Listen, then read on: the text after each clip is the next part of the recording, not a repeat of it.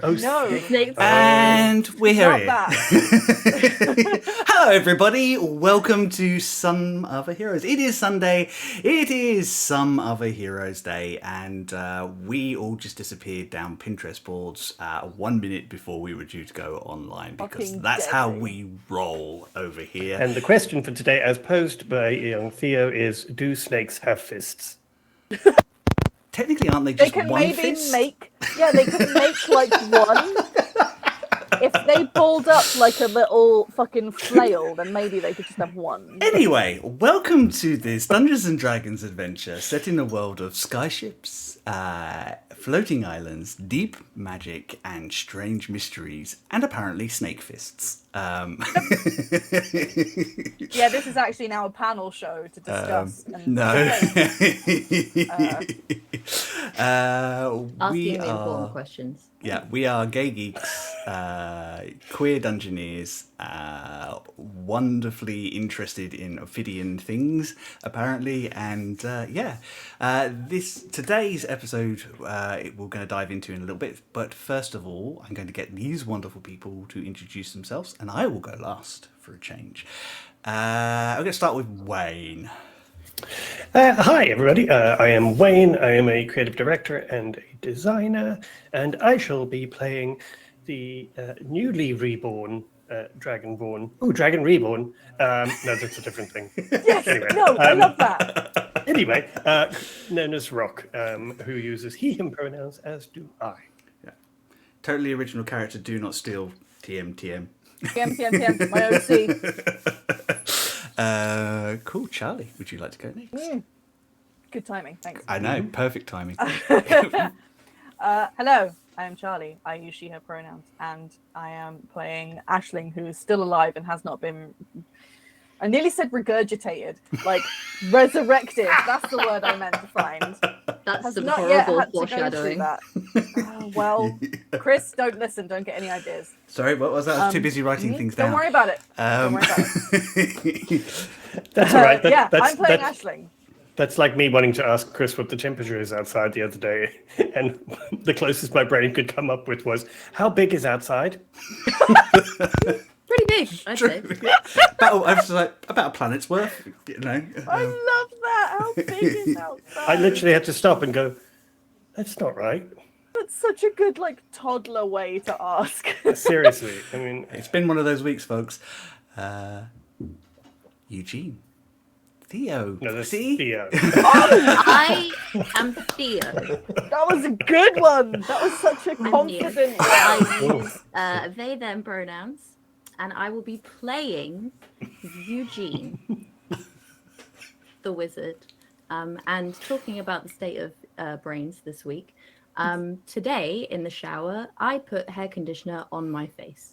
So, No, I hate that. yeah, I was Very thinking a lot of conditioned. things at the time, and I was like, okay, I'm gonna. You were trying to wash them out your face? Before I wash my face, I'll put conditioner in my hair, and then while I'm washing my face, it's doing its magic. But that was the thought. But what actually happened was that I was going like this, and then I was like, wait, This that's doesn't not smell the right. right thing. Oh, no. Well, at least you don't have any split ends on your eyebrows. Yeah, I have a really soft face, so Also, apparently, I learned from somebody that I follow on one of the socials, the zinc in like Head and Shoulders and those kind of shampoos is actually very good for helping people with acne. Ah. there you go. There you Well, go. if evolution taught me anything, it also kills giant monsters. So. Very strange. Oh, yeah, it is, isn't it? The film. God, What? I had blocked that film from existence. And Yeah, I they think like with go good into reason. the aliens like cloaca and put a bunch of Head and Shoulders up there, and it explodes and dies. Okay, so today you have learnt about good skin That is an care underrated movie. Yeah, I it's find. Fucking excellent movie. and how to give aliens an enema. That's literally what it is. Hi, And we're back to snake fists. my name is Chris. I have the dubious honour and privilege of being the games master and world builder for this wonderfully chaotic crew who I love to pieces. I use he, him pronouns. Before we dive into today's episode, we have not one, not two, but three shout-outs. First off, actually four technically. First off, I would like to shout out our wonderful mods, Bespectacled Man and Feline Trickster, Nikki and Michelle, who are there to keep you all safe and keep all the nasty bots and hate raids and things out of our chat. Just make life easier so that we can concentrate on whatever is happening here today. They are lovely people. They are wonderful. They're here to keep you safe, but they do carry huge ban hammers and they have license to use them. So just be nice, be kind, and treat each other with some respect. It's all cool. They are both part of Wicked Game. Wicked Game are our fellow stream from the Norfolk region, a wonderful bunch of people in the middle of their Divisia Census homebrew campaign of wizards and other magical people learning about their trade and adventuring at the moment. They have some bones to bring back and some bones to pick, I think, when they get back. So tune in and find out what they're up to every Wednesday at 7 p.m. Second shout out, our friends Dyson and Slice. If you haven't caught the latest episode, you have a perfect opportunity to do so. It was really good, full of very interesting and exciting things going on, and left on a bit of a cliffhanger. Really, really good. We're very pleased to have them back, and we can't wait for the next episode to drop. I think tomorrow. I'm saying that, but I'm not 100% certain. I think so. I don't know. Lastly, we would like to congratulate the return of Forest of Law with their new campaign, Sea of Dreams, which dropped yesterday. If you missed it, do not worry. You can catch up both on their Twitch and on their YouTube. And from what I understand, there is also a podcast version, which is going to be coming out very soon as well. So welcome back, guys. I hope the first episode went well. I haven't had a chance to catch up yet, but I will do before the next episode drops. It is really nice to have you back as well. I think that's everything. So if there are no snake fists or cloacas to talk about before we start, I think... No, I can't see any. Okie dokie. I think I will drop the titles.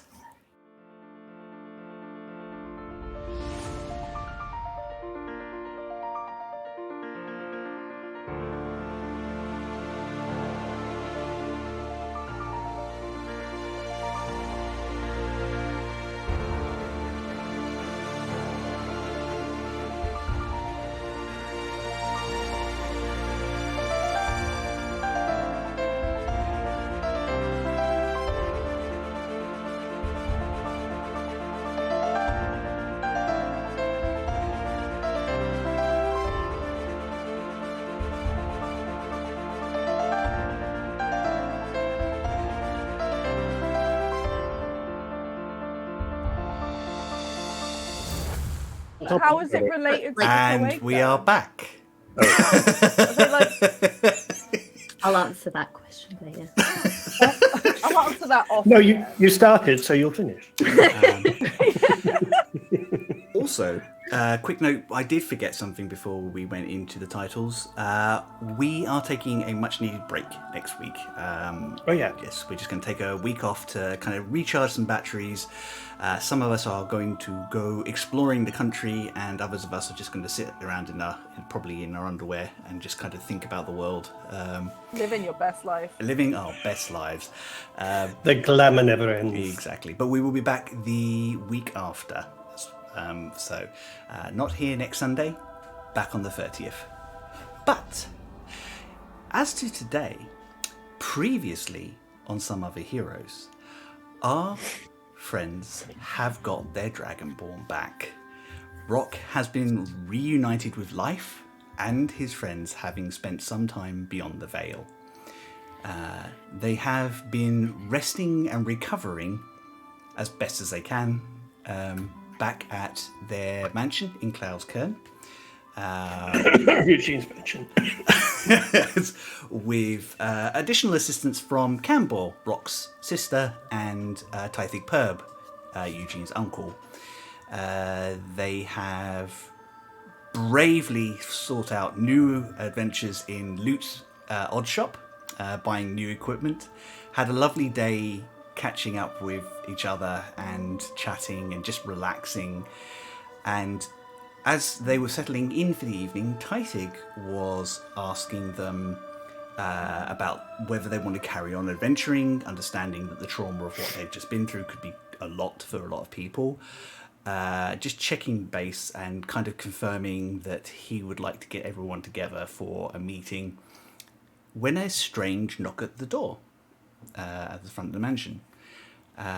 Eugene went to answer the door, peeked through the peek hole at the front of the mansion and saw that his mother and sister, Valindra and Evelyn Appleby, respectively, have come to visit.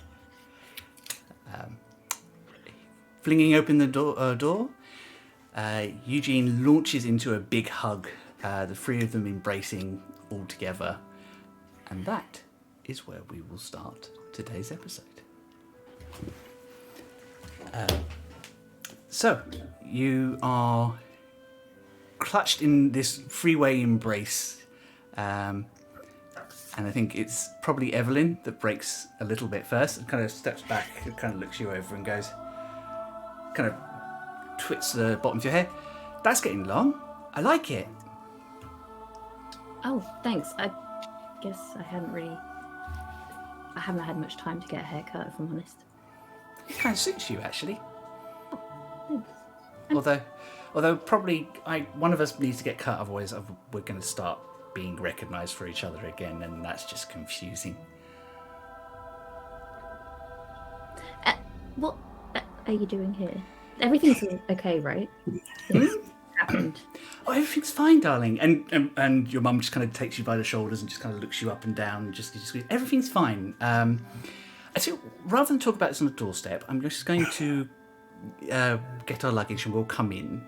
And Yeah, come in. You gotta meet my friends. Evelyn, go. I can manage the cab. It's fine. And Evelyn kind of is clutching your hand and kind of walks in and just kind of looking around. I think it's the first time she's been to Tythig's mansion. He always used to come to you when you were growing up. Okay, this is bigger than I thought it was going to be. I know, it's bigger on the inside, right? I know, right? That's so cool. Okay, come in. You gotta meet everyone. Okay. Well, Theo, would you like to describe Evelyn for everybody? So Evelyn looks pretty much like Eugene. They're identical twins, for one, like a few differences. So she, like Eugene, has lilac skin and pointy ears and bright orange hair, but hers is a lot longer, and she has kind of one side like almost shaved close to the skin, and she's a lot more rugged looking than Eugene. For Rock's benefit, she has nice arms. Not big arms. Yeah. She's definitely thicker than Eugene. That's incredibly difficult. Thick, that's thick with 2 C's, yes? Yeah. Yes. With like 7, surely. She looks like a woman who works with her hands. Yeah, she's a little bit rougher around the edges than Eugene. I think Eugene keeps himself quite clean and tidy. But she's not as concerned about that. Like, she's not dirty, but yeah, she's just less concerned about her appearance and wearing like fancy clothes. She just kind of goes with what works. And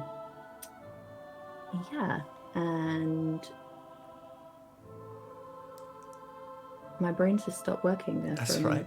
minute. She's presently wearing traveling clothes, some very plain sort of like dark greys, which kind of make her skin kind of almost glow a little bit more. She has a traveling cloak on, but even beyond that, I think you, from where you're standing, Eugene, can see that she still has a little tiny bit of dried dough on the collar of her shirt, which she clearly has missed, and your mother has managed to miss or has not said anything about. She's smiling, kind of looking around. The first person she settles on, obviously, is Tythig, who she just yells, "Uncle Perb!" and just almost throws herself at him, like nearly knocking the much smaller man over.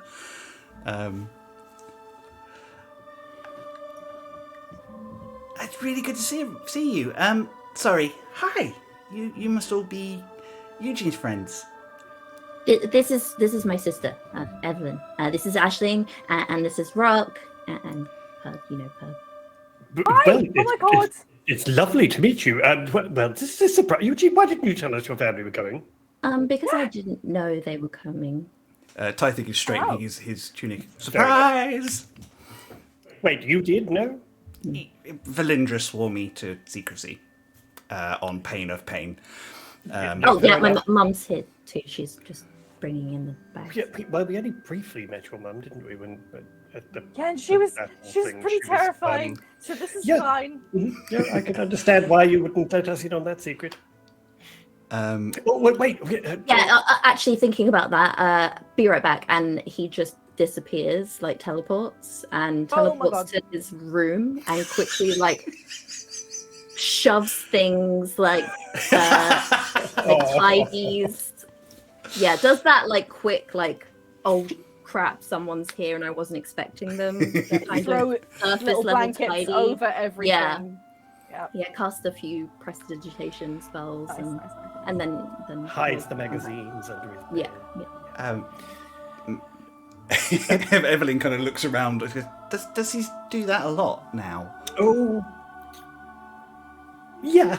Mm-hmm. To be honest, I'm just thankful he's on the floor when he does this time. I'm just going to. Would you like some refreshments? Drinks, snacks. Have you eaten? We can get some. Tythig goes, well, I'll see to Kath and I'll make sure that see if Valindra needs any help. Why don't you introduce, get settled in, Evelyn, and these people are very charming, very close friends of Eugene, and I will see where the boy has gone. It's fine, I know what he's like. Wow. I've never met a satyr before. You're really pretty. Sorry. Hi. Thanks. You're well pretty as well. I mean, you're like a pretty version. Eugene's very pretty. Don't let him hear me say this. But you're like a pretty like a field version. I love think it. I like that. That's quite cool. Yeah. You got some What? stuff on your thing though. Yeah, that happens. She just What crumbles is... it up. Oh yes, Eugene said that you do all the exceptional baking things and creations and things. Yeah, I've got even better. But we'll talk about it later. Sorry, Rock. Why would we Aisling, talk about baking later? Sorry, What's wrong with now? Didn't catch your name. Camber goes, Campbell Revorcus. Oh, I'm terribly sorry. This is my sister, Camber. She's staying with us for, well, I don't know how long, but she's staying with us currently. This is Eugene's sister, obviously. Evelyn, Camber, Evelyn. Real pleasure to meet you. And you. I am very much looking forward to finding out more about Eugene's family. She says with that, Rock, that smirk. She is genuinely delighted, and she loves the idea of embarrassing stories and back history that she can find out. Yeah, I think probably as she said that, it's the first time that Rock kind of goes, "Oh yes, do come in and sit down. We'd love to find out a little bit more about Eugene's childhood, and do And come the- have a seat. and Would you the- like anything? And the baking. We'll get to the baking. Find out more. Oh, well, if do you like baking, Aisling? I like the end of The, it. the eating bit. Yes. She just reaches into Aisling this. is a big fan of the eating of baked goods. I mean, who isn't? Yeah. But particular. So she kind of One reaches, would even say I'm proficient. proficient in eating.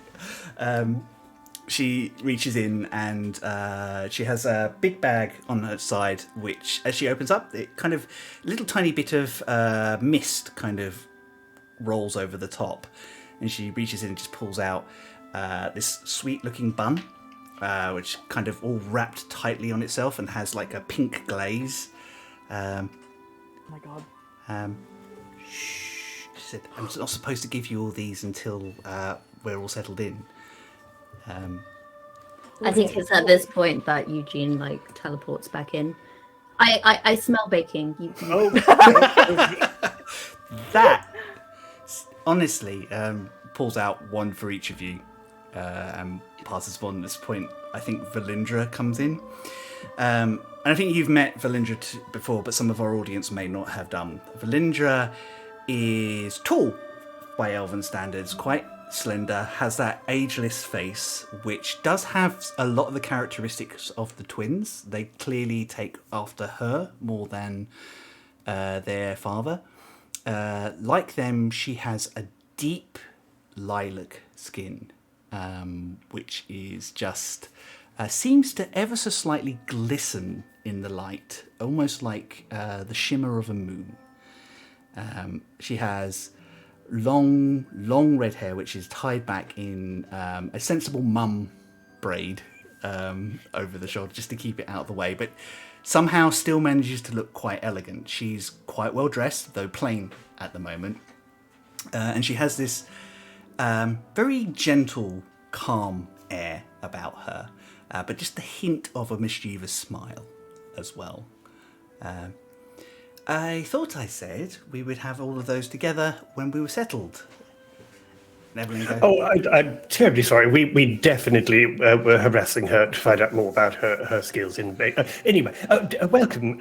It's lovely to have you here. Rock's going to do an unnecessarily formal kind of bow and sort of sweepingly gesture to the lounge. Oh, yeah.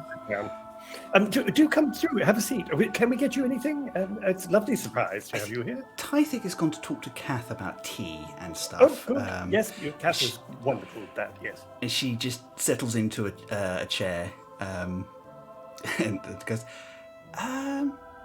goodness, I think I recognise both of you. And she kind of looks at Rock and Cambor. I think last time I saw you, you were much younger. Yes, you're the Revorcus children, aren't you? Yes. It's pronounced Yes, we are. rockery. We did see you at the I battle. mean, yes, and at the time I remarked to Alfred about it, but he couldn't quite remember, and then it took me a little while. But to see you both together, it's absolutely, yes, we've met before, but it's very nice to see you again. And you, I mean, it's lovely for you to come in and visit Eugene. I'm sure he's most excited. I mean, he's right there. You can ask him. Yes, well, you must come and sit down and tell me about your recent adventures. Eugene, darling, would you don't hover, my love. Come. I know this is a bit of a surprise, but but I'm very excited to hear about all the things you've been up to recently. Oh, Rock's got some tales to tell. It's great. No, I don't. I'm sure you're more interested in what Eugene has been up to, which is, to be honest, been quite a lot more Yeah, than but I Eugene have. didn't die, though. Well, no, exactly. I was dead. Eugene was doing things. It's a lot more interesting. But everything's fine. Everyone was safe and fine, and nothing happened. It I definitely mean, I wasn't. was dead. I wouldn't call that safe. Yeah, it's I mean, not my really body- fine. Yeah, is but it? your body was safe and fine, and Yes. It's everything in a fridge. turned out fine. No, Aisling, it wasn't free. Anyway, yes. Magic No, fridge. Anyway, The long and short of that long story is that well, Eugene and Aisling went to great lengths to ensure that I was able to return, which was, from what I can gather, quite a mission for them. So I'm most grateful for your son and Aisling. She's smiling in a way that's kind of, I mean, actually, insight check on her. Yeah. From all of us? Anyone? Yeah. Mine's at 18, I think. Wait. Yes, an 18. Yeah. A 19. Cool. I got a 24. Ooh. Yo! And your DC was low because your Wisdom mum. roll. No, your mum. Amazing. Insight is wisdom, right? So for What? Aisling and Rock. I am proficient in insight, believe it or not. I know, but it's and No wisdom. saving throw. wisdom adjacent. So for Aisling and Rock, there's this kind of like gentle trepidation, which is natural, and then you see it kind of suppressed, and then there's kind of like slight warm pride that kind of takes over. I think as soon as Rock sees the sort of trepidation, he's then immediately aware that he's making it sound like Eugene was at risk, and so he's just like babbling over himself to kind of go, but you know, I've heard it was a terrible ordeal. I mean, not an ordeal, just, you know, they had a lot to do, and you know, they had to fight. I mean, it wasn't a terrible fight, it was just, but there was some fighting. I mean, you know, but Eugene's very adept at that, and but anyway, I'm back now. I'm just going to go and check if Cass needs any help. And I think I'll look at Eugene and just be like, oh god, he's stuck. What do we do? For Eugene, In somehow. you see all of that, and you also see that kind of bludgeoning wolf, and it's kind of like almost in a conversation with herself where she's reminding herself that you're an adult, that you have chosen this path, and all she can do is support you in that. And it's a proper mum moment, but you remember that she was the one that talked your father around into letting you do this. She's had your back about this from point one, and there's that whole sort of, when you initially told her, because you trusted her enough to tell her you wanted to be an adventurer, there was a very similar expression. It's like, oh, that's dangerous, my baby, and then, no, this is his path, I must support him on it. He's a danger baby now. Evelyn, however, is hanging on Rock's every word and asking questions like, how dangerous? What did they fight? Shit. Like, proper, very into it. Hasn't clocked the whole danger aspect, just very excited by the adventures.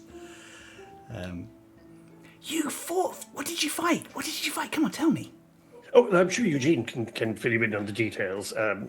Yes, I'm just going to go and check on things.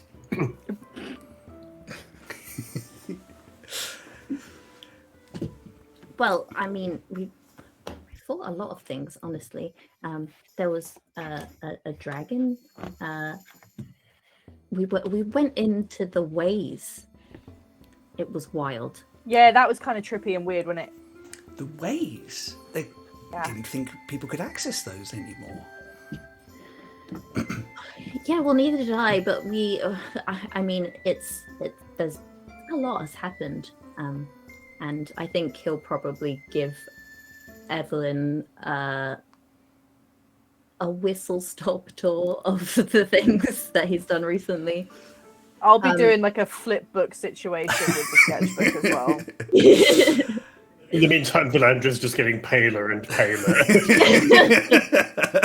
Philandra's like, it's fine. It's fine. Yeah, I it's think his like he's choice. kind of glancing in her direction at points, and then kind of trying to divert from the like more dangerous bits. Yeah, I think like a lot of it goes not because she's not smart, because she's as smart as you are, but she's just smart in a different direction. A lot of it goes over Evelyn's head. So she's asking, but she does that thing that you used to do, which she asks you pertinent questions about, and asks you to go back and slow down and go back over details. Do you talk about the creatures that you have faced. Yeah. Yeah. She's horrified by the idea of the Vine Lord. Yeah, so are we. She's fascinated by the idea of the skiing witch, though. She thinks that that's amazing, like terrifying, but something that basically can read the path of your life. And then your mother chimes and goes, it's no wonder that it keeps itself a dangerous thing to kind of engage with. Otherwise, everybody would like to know which direction they're going. That kind of makes sense to me. It was very cryptic, to be honest with you. I think often those things are. I mean, you should. I mean, has your uncle introduced you to any diviners yet? Oh, we did meet a diviner once. It turned out he was actually a dragon, though. Oh. Yeah, like a whole one, not like a. Like a dragonborn or a half dragon. Yeah, Proper like dragon. Goodness. Yeah, just a dragon. Oh my god, that is so problematic. It wasn't like a half like you, he was a whole dragon. An actual Fucking dragon. hell. So, Mister, how big is it outside?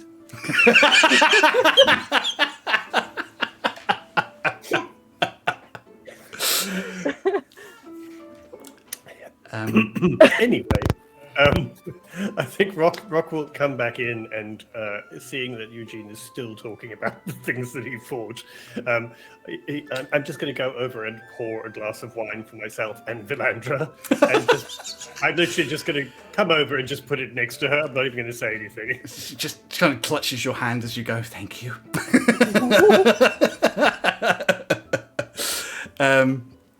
Kath comes through with a tray of nice teas and things, and some warmed plates, but nothing on them. To which Evelyn grins and just reaches into that pack at her side and pulls out a load of different buns and things for you to all kind of engage in.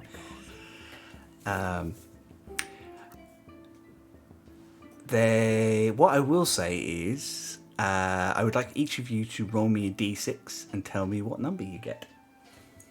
This is how many cakes we get to eat. Yep. No, this is something else. 1! A 1? Bullshit. 3. Excellent. 2.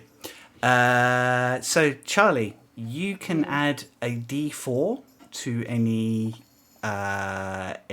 attack or ability check for the next Decent. 10 minutes. Like a hashtag blessed. Yep.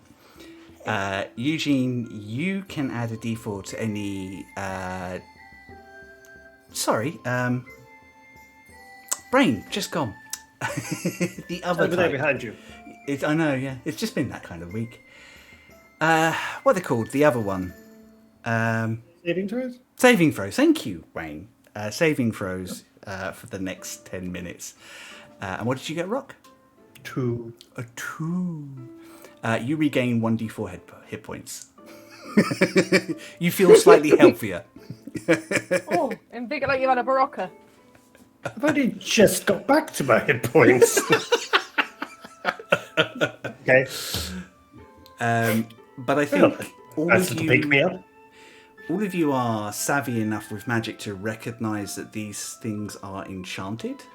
Whether Evelyn knows that they're enchanted or not, you don't know. I think Rock will definitely comment not on the enchantment, but will definitely kind of say, but these are quite remarkable. And I mean, fantastic tasting as well as sort of very effective, potent. Oh, did you get the pick me up bun? That would be it. Yes. Eugene really likes the pick me up bun. Like it's basically designed to kind of be hearty food to keep you going during the day. Bit heavier than some of my other cakes, but I'm glad you like it. I'm a dragonborn. We have a very staunch constitution. It's fine. I think there's a snicker inside your mind from your sister. Nah. I've seen you hungover. You're not that staunchly constituted. Anyway. I think Eugene's just putting as many into his mouth. Well, yeah, as soon as, Oh shit! as soon as OP. Eugene's mouth is full, Rock's going to go, so do tell us about Eugene as a child. Yeah. No, Yeah, that. Mum, don't. No, because that involves me. No, absolutely not. Belinda kind of like quirks an eyebrow and smiles, and she goes, "What would you like to know?" Oh, do tell us everything. Start with the embarrassing bits. Uh-huh. To be honest, I'm just going to cast deafness on myself. Not really. to be honest, Eugene was largely a very bookish and quiet child. I can't imagine that. To be honest, our biggest worry was how, and he hates it when I talk about this, so Continue. how he would make friends when he was out in the world on his own. And it appears he has done very well. Evelyn, on the other hand, Mom! Was often in trouble and often up to things and was often the one up trees or in other farmers' gardens and if Eugene was caught, it was because Evelyn just outrun him getting away. That Or sounds... Evelyn would pretend that she was me. I mean, Oh, damn. to be fair, I mean, you did that to get out of sports as well, so... Oh, yeah, that's fair, though. Yeah, That's fair enough. I mean, it does help to have a sibling who has your back sometimes. Just going to cast Campbell a tiny little glance. She just kind of swirls her wine. She's kind of leaning up against the fireplace and just winks at you. She's so smug. Well, it appears that Eugene has a rather interesting way of making friends. Oh, do tell. What do you mean? It seems he's the most, how do I say this, most charismatic and attract friends the easiest when he is simply his strange little self. Well, that's actually very heartening. Oddly put, What do you maybe. mean strange? I Oh, for mean, goodness sake, dear boy. What, are you going to tell me you think you're normal? You're friends with us. I don't know. I consider myself fairly normal, actually. Why? Sorry, was that out loud? It was, Aisling, yes. Perhaps you should practice with the voice in the head again. which is Alabaster is chuckling away quite happily. It's not a bad thing, it's a good thing. Normal people are dreadfully boring. It's true, Campbell says from the fireplace. Most of the normal people at court are the most dull and like boring and just monotonous people. I'd rather spend any time in this house with these wonderful, colourful characters instead of that. Yes, but you live in the Empire. You're surrounded by boring people. I guess I just considered myself, normal by association. I mean, Oh, no, right, I mean, Wait, comparatively. I'm just pointing at Aisling and myself. Normal by association? Oh, I think I meant the opposite of that. So, like, Got normal it. by comparison. Oh! Okay, I so, mean- like, compared to us, you're, like, No, beige. I get, no, if he's talking about you, Aisling. But yes, I can see how, Well, compared to Aisling, you're relatively normal. But I mean, compared to Aisling, and between you and I, Aisling, I mean, rainbows are beige. Ooh! I mean, not many people Wish have that one was out loud. demons in their brains, so I think Aisling is rather unusual. Demon in your He's quite brain. a nice demon, Oh. though. He's not like. Sorry, yes, no, it's not an Oh, actual yeah, demon. I've not demon. done this in ages. I've got a demon in my brain. Oh boy. He's alright, though. How He's did sound. that feels like a long conversation. Oh, Oh, yeah, it's a whole Evelyn kind of just turns on the chair and just kind of like full focus on Aisling. I've got time. Okay. All right. So all started with this cave, right? And then I'll do another whistle stop tour of Demon in Brain anthology. Cool. If Aisling starts to mention any of the multiple homicides that are connected to the Which story, she will. Deadies, you mean? the deadies, Yeah, yes, the deadies, thank you. Rock is just going to try very hard to kind of talk over any time she says anything about the deadies. But she doesn't, even though, okay, so Ashling's insight is crazy high, doesn't mean she pays attention to it. She will talk louder. That is that's a lot. Says Valindra. She kind of goodness. Goodness. Now do you see what I mean when I said normal by comparison? Normal by comparison. Yes, I definitely feel that is fair. Aisling, you said something about the puzzle box several times. Yeah. Do you have it on you? May I have a look? Yeah? Oh, wait, hold on. I think I'll sort of shoot a look to Rock and Eugene and be like, is this cool? Yeah, it's not Am I allowed? Fine.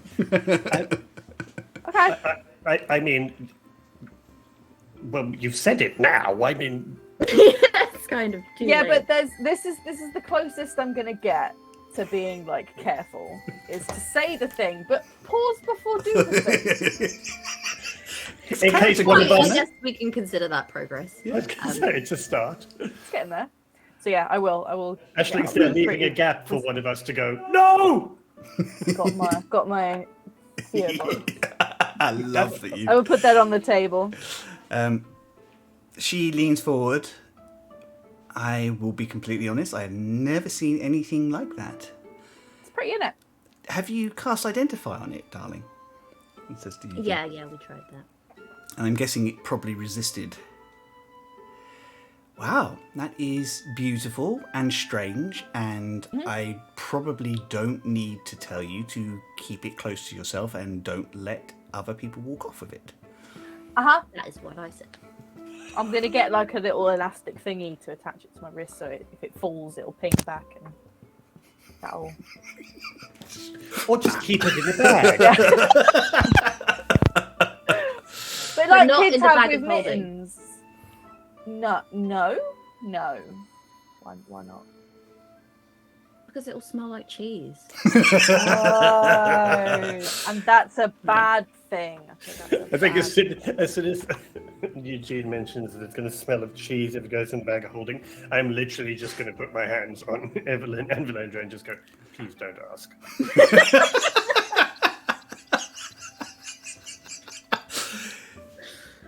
Okay. So no cheese. No. Anyway, so what brings you to wherever it is that we are? Glasgow? What brings you here? Whence for have thou arrived? Been dead for a while, all right? Also, what alarms me is that what I was going to say is what brings you to Twin Peaks, which is a whole different thing entirely. No, they come from the twins. They come I from think the that's what twins. confused me. Yeah. Yes. Anyway, what brings you to Cloud's Cairn then? I mean, apart from seeing Eugene, obviously, which I'm sure it's lovely. Well, yes, and absolutely primary for me was coming to see you, but also, and this is Evelyn's story, more than anything else. And Evelyn kind of sits back and looks very proud. And kind of, so, yeah, it turns out, as much as I love the farm with just Mum and I and Dad when he's around, it's kind of feeling a bit small. So... You missed me. I missed you. Yeah. And I missed having stuff to do. And I'm not a farmer. Dad's not a farmer. Mum's not a farmer. We hire people to look after the farm. We just live there. But there's only so much... I've seen soil before. See, Yeah, I'm not the only one. one. I know all about farming. I have seen people do it. I mean, it's a lovely idea in principle, but I don't know. I like my baking, and there's only so much I can do on the twins.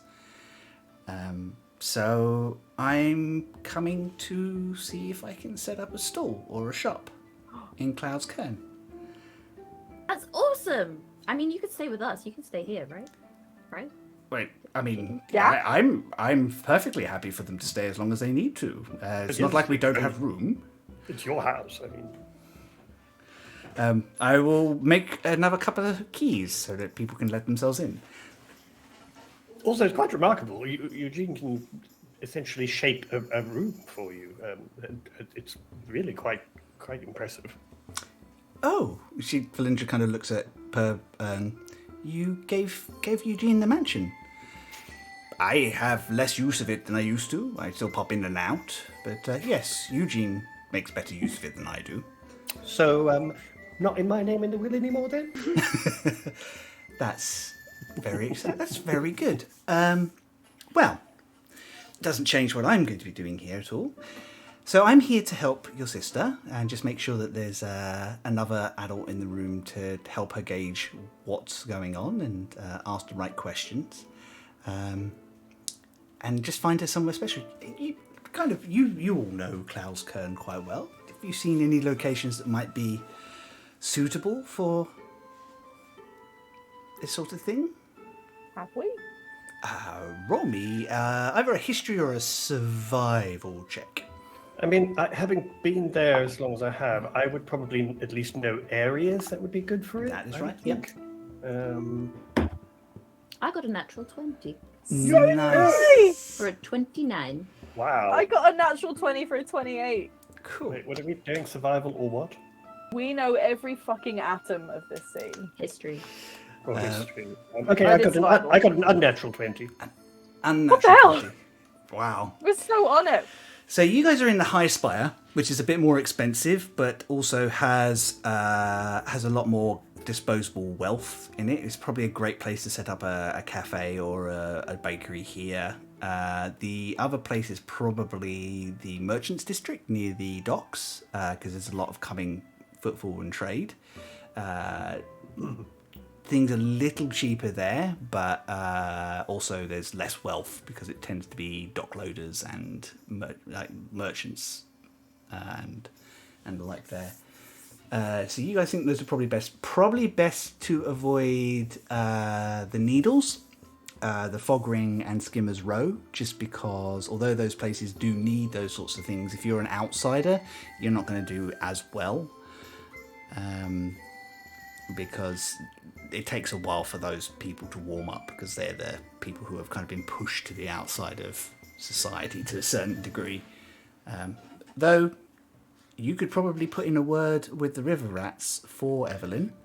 Oh, well, the other thing is well, there are the river rats, but also we do know other people in the city that may be able to advise on where a good place is. I mean, we know a couple of the shopkeepers like Loot and the bookshop and stuff, so they may know a space nearby. So at least there's somebody that, you know, you can kind of turn to for advice or ask how to get things or whatever, because they'll know who we are. So that would be an idea.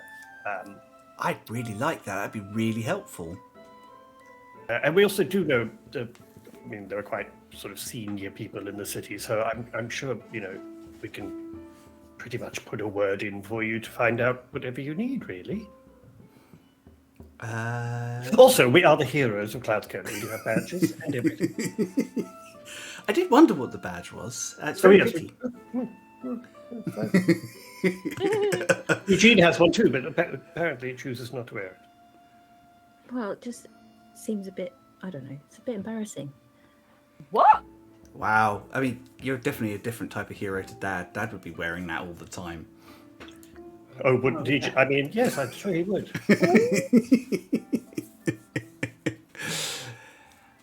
Well, if you don't mind helping us out whilst we're here, I mean, mostly we're just going to be looking at a few different places that we've heard of to start with and then start some other inquiries. And we don't want to take it because we know that you're busy doing other things. But yes, but if you don't mind bouncing ideas of us of an evening, or if we might need your help on occasion. And if you need a taste tester, I am ready and willing. And you'll have to fight Eugene and Aisling for that. I want to be in that queue, please. Do you think Kath would mind if I set up in the kitchen to make samples? I think Kath would be excited and delighted.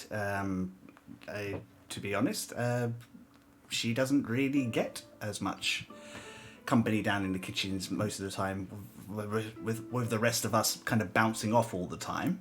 Yeah, and Ashling's banned from the kitchen. I'm not allowed in there anymore. What did you do? I make potions, and I'm not supposed to.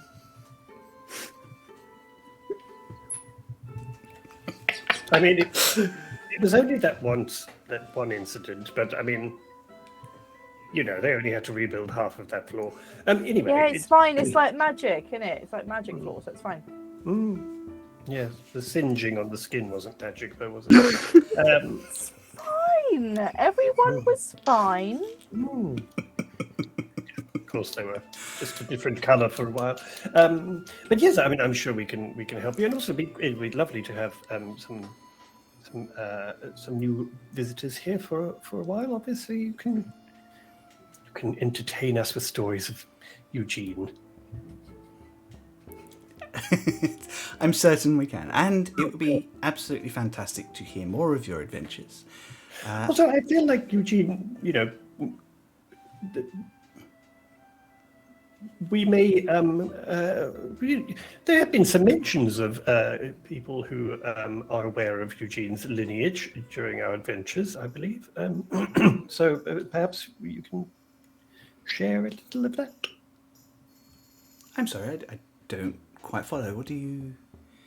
I mean, obviously, Eugene is Eugene and Evelyn are the children of Alfred, and he's quite well known. But you mean his elf heritage? Yeah, I mean, I was gonna bring this up in private, maybe. Oh, I was just talking about the dragon mentioning the name, but yes, that too. Oh, yeah, the dragon. So dragons have beef with us, apparently. I think dragons are generally wary of anyone who manages to kill one of their kind. I take it your surname has caused ripples. Yeah, I've learned not to introduce myself with a full name. Certainly not to dragons. Yeah. That's fine. And to be fair, I would rather you were creating like your own stories rather than your father's overshadowing you. I mean, by the way, he sends his love. He is at some parade in the Empire for a couple of weeks. Sounds like the worst thing ever. I think it's the anniversary of the defeat of the Thunder Dragon. So is that the one that he did the murder on? Mm-hmm. Okay. I don't think it was well, I mean, I guess technically it was a murder, but it was a... I mean, it wasn't a murder. The dragon was trying to set itself up as a ruler of a whole region of the Empire and grind the local populace under its heel. I mean, to be fair, if you killed a human ruler that was trying to set itself up, it would be classed as murder. So I guess, strictly speaking, it's probably a murder. I mean, with good reason, obviously. I'm not saying he was cold-hearted and murdered them in cold blood, but I just... Anyway, so, yes. And, you know, the rest of things I'm sure Eugene can talk to you about in good time, in private, where I am nowhere near to put my foot in it. Can I be near though? Because I want to hear it. You kind of do hear in your head, that was so smooth, brother. So smooth. Silky smooth. Well... Cue awkward silence. Cue awkward silence. Well, we will have lots of time to talk about all those things with the appropriate level of privacy at any given time. Right now, it has been a bit of a day, so if you are all right, I shall leave you young people to enjoy the rest of your evening, and I shall retire for now. Taithig, would you mind showing me to my room? And he smiles and gets up and then kind of casts a look at Eugene, which I think, Eugene, you're kind of like, uh-oh, I'm in trouble.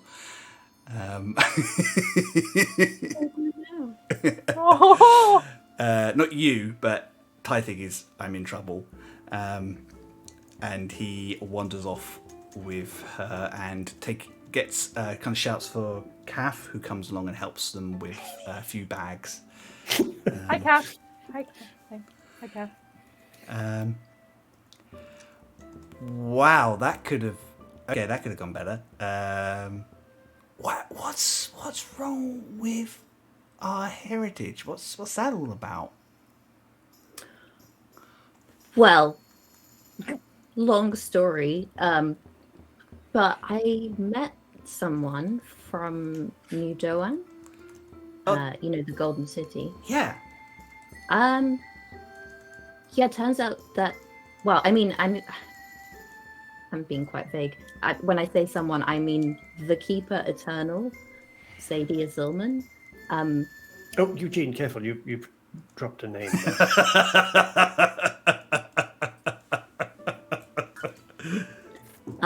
So Was that the Keeper Eternal who invited you to New Dawn? That one?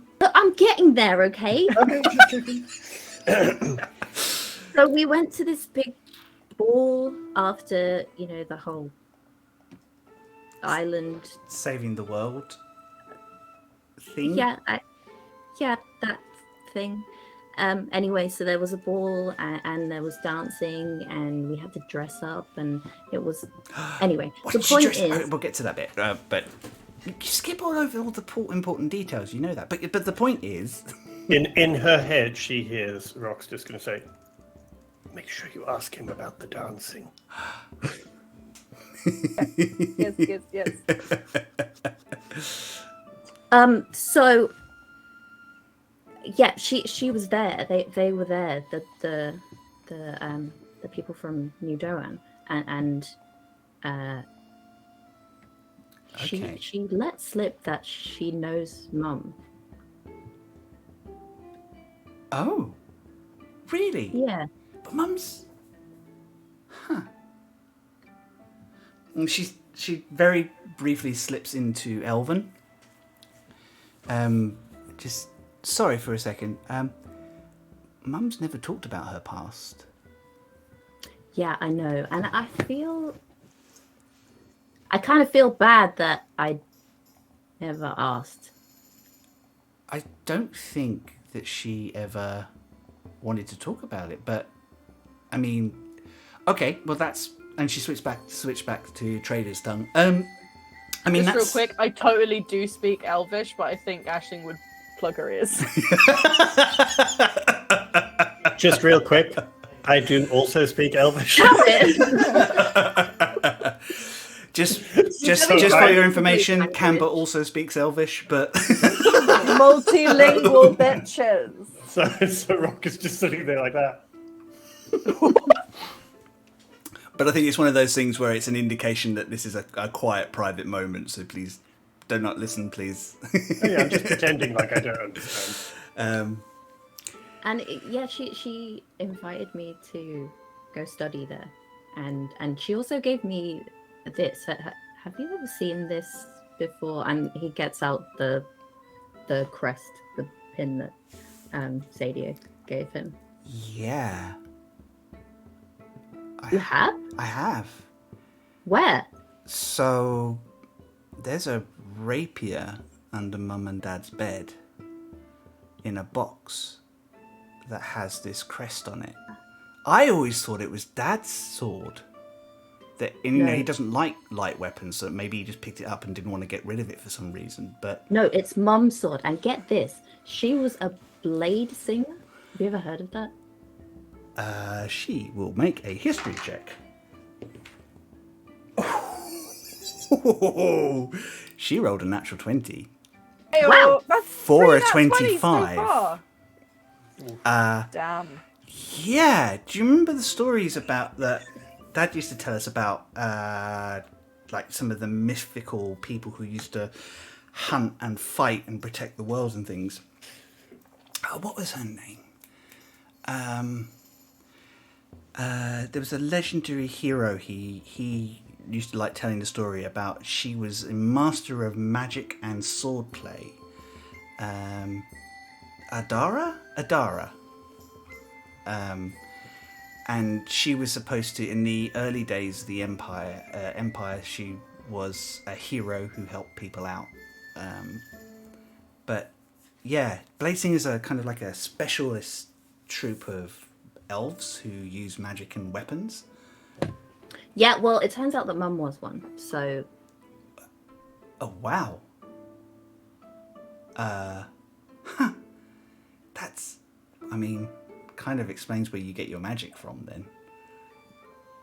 So they did seem rather impressed with when they mentioned her. They seemed to kind of imply that she was quite a formidable force, which, I mean, I can see why, but... Okay. So I want to be there for that conversation. Mm-hmm. And Yeah, you need to back me up because you know she's probably just going to do that thing where she changes the subject, or and I'm not good at handling those situations. Yeah. Or tells us, or points out things that we need to do, or betters us somehow. And yeah, she's really good at that. Yeah. Okay. Well, I've got your back if you've got my back. Swear on buns. That was so cute. Do you have any more of those, by the way? Of course I have. Oh. Can Aisling see them because she'll eat them? She's got like icing and shit. All that. She's got an icing beard. Yeah. I miss my feather beard. So, important questions. What's your most embarrassing memory of Eugene? Do we have to do this? Like maybe like early on in the whole magic thing. Like what dumb shit did Eugene end up doing with magic? He turned her cat purple. That's cool though. Yeah, no, the cat didn't think so. Oh. Yeah.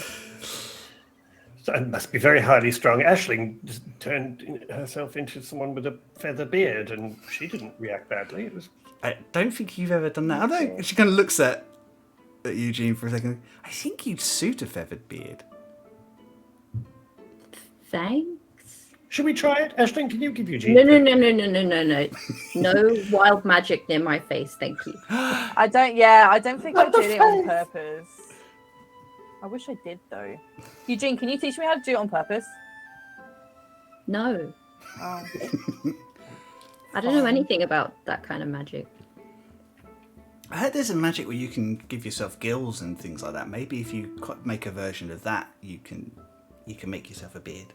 Oh my god. Maybe you just get some feathers and make a beard. It's not the same. It's not? No. I don't know. It felt really nice and soft and lovely when it was like attached. Sure. Every day with you people is a wonderful delight in new experiences, says Campbell. Hear that, Rock? That's what I've been trying to tell him for bloody ages, and he won't believe me. You say every day is a constant delight in new experiences. I say every day is a new type of trauma. Well, There's spells for that. It's fine. Spells. it is getting on a bit, and I've had a long day, so I'm going to go to bed. Don't keep the twins up away from having some catch-up time, both of you. It was a real pleasure to meet you, Evelyn, and I'm looking forward to getting to know you over the next few days. Night, Aisling. Night, Eugene. And she just kind of leans down and gives you, gives Rock a little peck on the head. Still smell like a corpse. So charming you are. Ew. And then before she's out of earshot, I'm just going to say, sort of quite loudly to Aisling and Eugene, the next few days, doesn't she have like an empire to run and go back to or something? Do you like having her here, admit it? No. She's in the way. Mm-hmm. Can I insight check that, please? Insight versus persuasion or deception.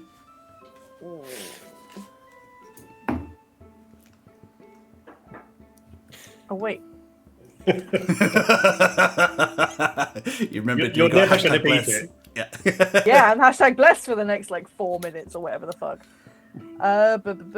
What am I doing? Maths. That was 14. 14. You have no idea. I rolled a 30. Shit. Okay, yeah, no, I've got no idea. Hard to read.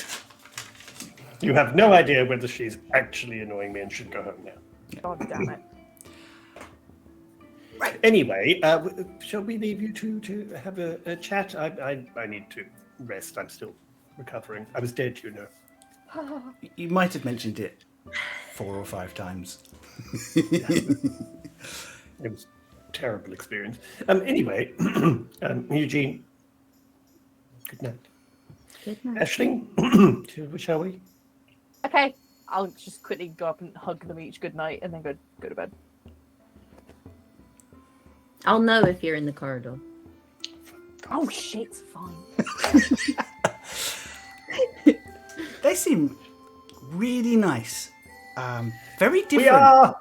Very, I heard that! very different from what I expected, but then that kind of makes sense with Dad's friends and things. I guess adventurers, you have to be. If she kind of gently punches you on the arm, very gently, you have to be a certain kind of insane. Very gently, because otherwise you'd fall over. Yeah. Eugene dies. Yeah, I was gonna say. Have a good Eugene's natured hit punch on points the arm. and armor class are not good for this. I love the idea. How did Eugene die? Well, his sister gave him a good natured punch on the arm. It caught him by surprise and he died. Yeah, it stubbed his toe last week, so it all just stacked up, you know. Ah, dear. So, Anyway. show me the mansion. Oh yeah, you gotta come see the library. It's amazing. Okay, I will definitely enjoy the library more after I've seen the kitchen, but All right, fine. We'll stop. I was gonna leave the best till last or whatever. no, you were just going to go to the place that you love the most. Fine. No, it's really annoying that you have that like twin intuition or whatever. Twin tuition. Twin tuition! Come on, you love twin tuition. Fine. Okay, come on, kitchen. You take her through. She is suitably impressed by the kitchen. She does move a few things around. Kath is, and she has a little conversation with Kath about how things are laid out and what Kath needs in terms of space and stuff. It's probably not very exciting for Eugene, but you kind of do recognise this is very much two professionals kind of giving each other space where they're going to have to be working together. But Kath actually, Kath's very hard to read because Kath's face is a stone. She's perfect. Slate, with just She's two perfect. green eyes. Flawless. But she does seem to be a bit lighter in her step. And then Evelyn finishes what she's doing and kind of grabs your hand and goes, right. So now, library.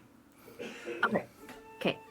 Well, first I'll show you my room, and then we can take the slide to the library. There's a slide to the library. Mm. This house is perfect.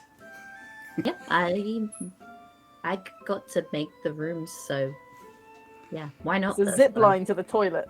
So, funny question. Are we going to share like we used to, or do I have to get my own space?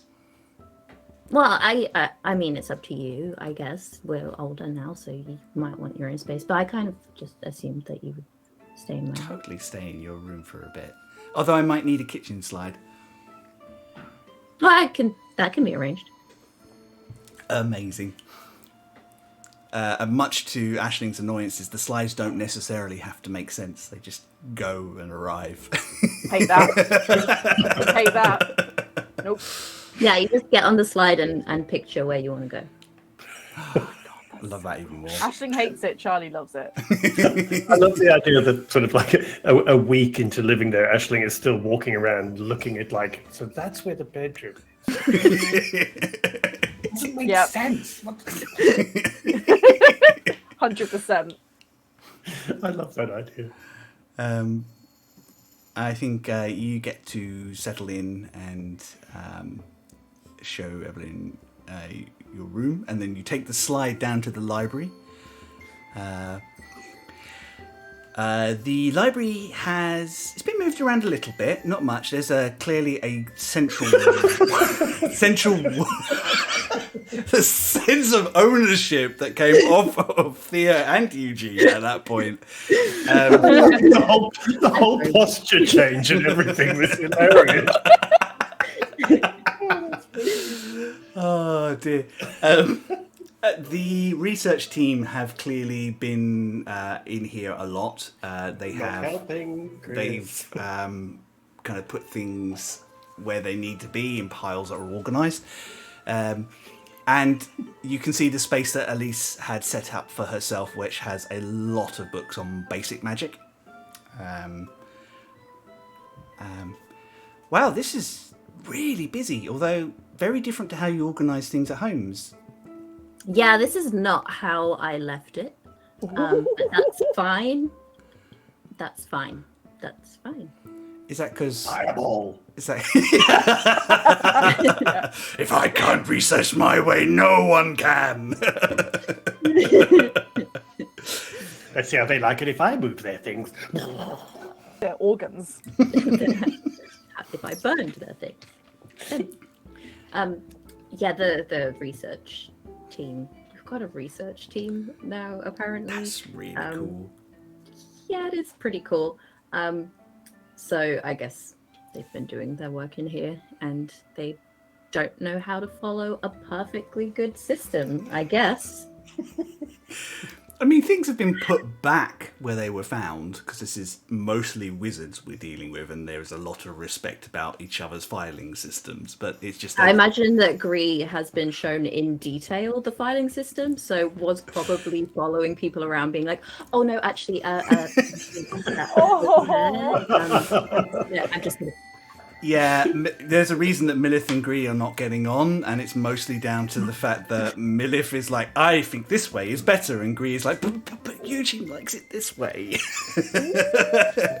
I could just see Gree walking around behind people, just sort of taking the book out, putting it 3 books down.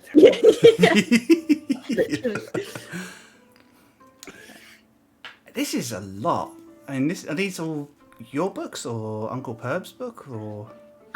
A bit of both, honestly. Yeah, but I guess a lot of the bigger magic books are Uncle's. But yeah, I there's a really good bookshop in town. We should go. I mean, you probably don't care about that. Of course, but, I care. The person that owns it's really cool. I can introduce you.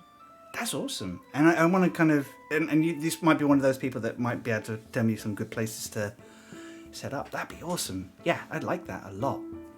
Yeah, she seems very, what's the word? Savvy. I like savvy. Savvy is good. Mum says I need to be a little more savvy if we're going to be doing this. But I think I'll be fine. I mean, the buns speak for themselves, right? Right. You know what? You should serve coffee too.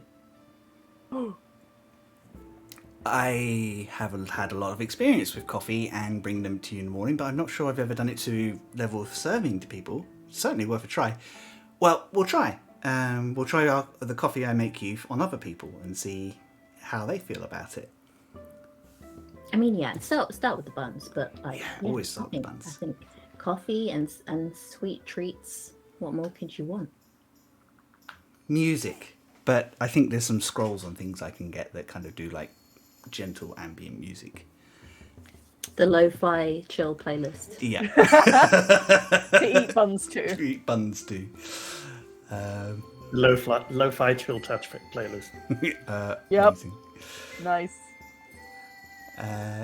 See, I think you finished showing Evelyn the mansion. She's suitably impressed. She's like very excited to be able to be staying here for a bit. There are multiple different places you end up using the slide to. I think at one point we probably actually accidentally end up in Ashling's room. Oh my god. With a splush into the there's a froth pond. pond. I think initially Ashling's scared shitless, but then she loves it because it's just chaos. And then I think Rock is woken up by 3 people going down the slide and appearing at different parts in the house. Covered in pondweed.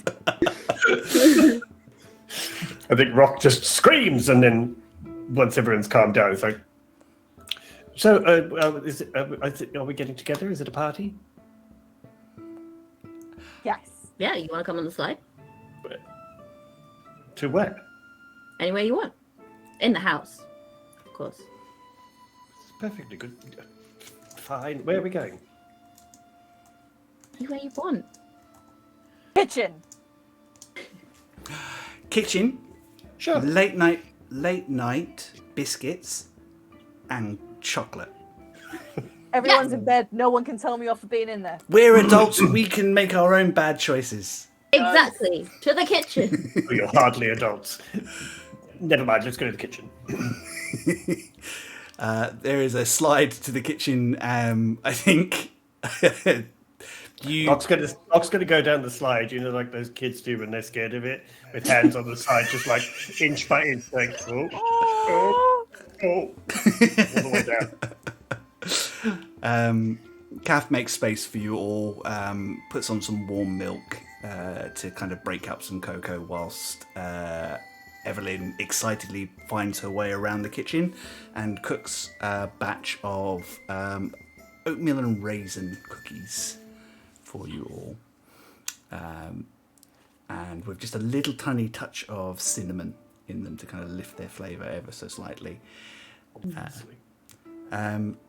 The rest of your evening, eventually you do go to bed, but I think a lot before there's a lot of sitting around the kitchen. Some of you on the floor, possibly with the bowl of the dough, and like just sitting and chatting and having a very relaxed, normal sort of evening, like a very kind of chilled, non-adventure-y, end of the world breath of fresh air for you all. Everyone has all their hit points. It's fine. Yeah. For the first time in a while, I don't think you've stopped or just laughed like this for a long time. And it's very, very pleasant. So pleasant, in fact, I think I'm going to let you all take a point of inspiration. Yay! Yay! For a nice chill time. And now I really want something to snack on and something to drink. Yeah, I really want a hot drink now. So I feel like my trough of tea has run out. Oh Yeah, no. no. Well, I think that's a really nice, natural place for us to take a lovely little break. We will be back in 10 minutes, so we will be back at 4:30. We're breaking ever so slightly earlier than we would normally, but it just feels like such a wonderfully normal place, nice place to stop. Go stretch, use the facilities, grab yourselves a hot drink and a biscuit if you have one, and we will see you soon. Cookies. So bye. Bye.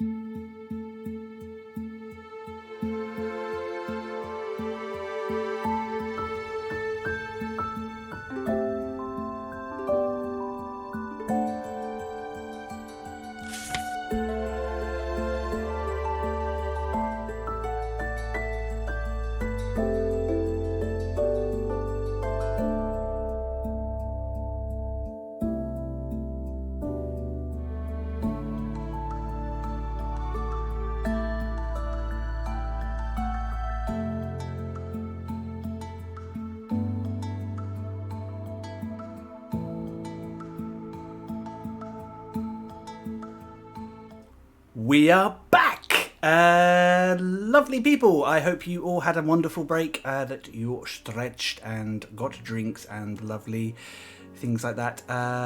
Before we dive back in, hello Luke, welcome. And big shout out to Nikki for nearly breaking the cast with the "that's not a sword" comment earlier. Well, I was just saying the chat has been fire today. The puns and the jokes and the euphemisms have been. Also, brilliant. Thank you so much, Rusty Beaver, for the follow.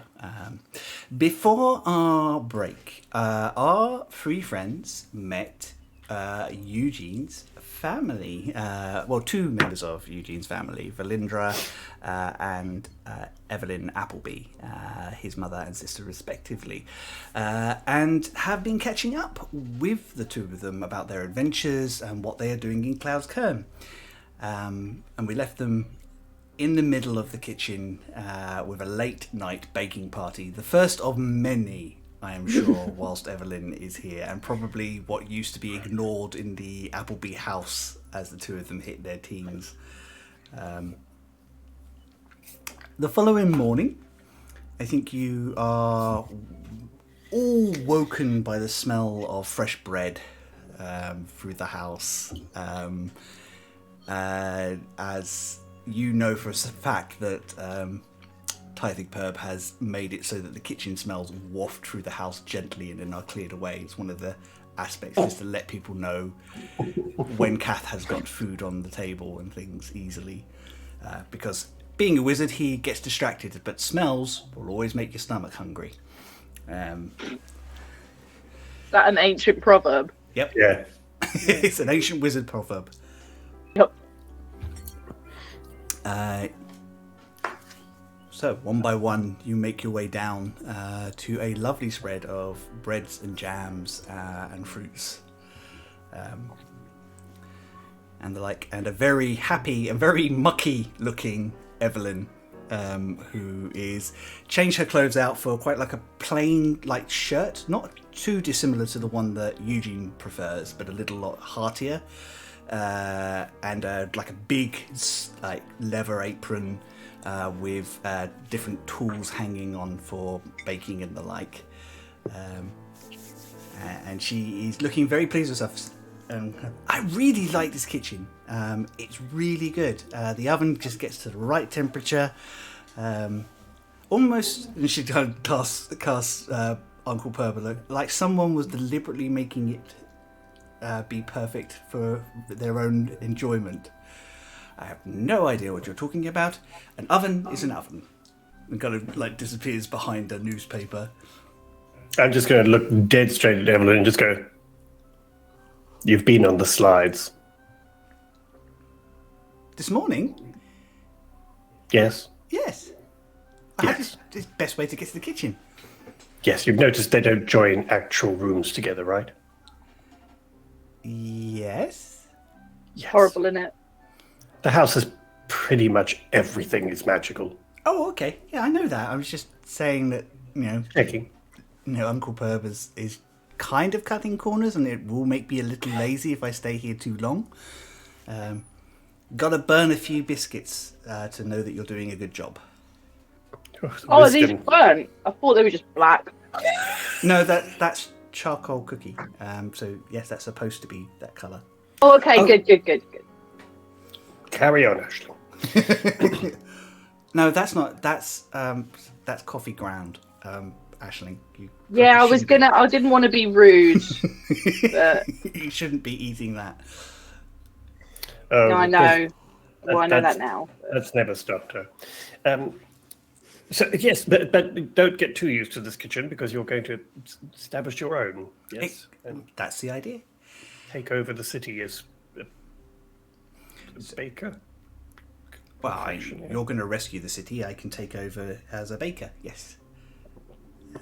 I like that. Fair point. Yes, I mean, certainly wasn't part of the plan, but yes. So, what have you all got planned for today? I believe your uncle wanted to have a word with us today.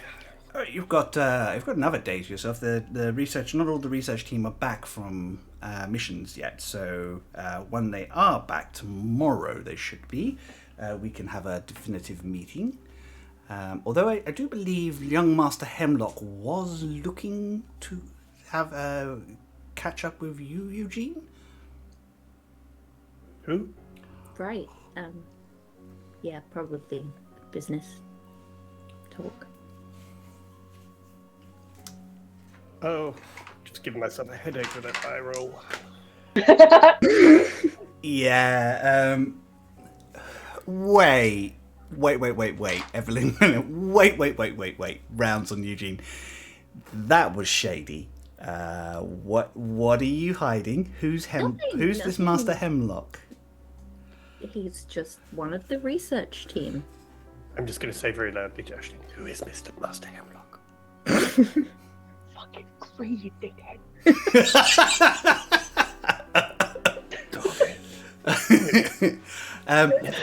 Right, because It occurred to me that he'd have a surname. Anyway, because you've gone deep purple to the tips of your ears. No, I haven't. I haven't. You have. You have. You like him. Okay, that's enough. Does Mum know? Oh, you really like him. Shush. Oh, is this like Ian Anderson all over again? Wait, No. hold on. Pause. No, Pause. who? This No is one, reciprocal. No, Who is Ian I Anderson? mean, yes, I mean, So no one. Eugene, not now, we're talking.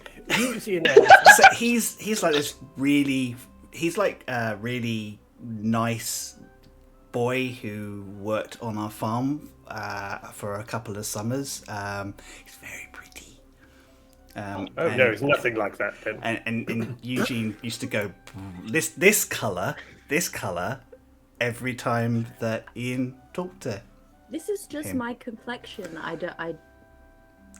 I mean, fucking this not is though, his normal complexion. Yeah. Stan, come Yeah, on. we've got like a Don't control stand group close now. to me, right? We've got a control group, we can tell. I mean, I think we've known Eugene long enough to know what his usual complexion is, to be honest. Yeah. Anyway, do carry on, Eugene. And she's kind of like got like a little scone that she's kind of turning over.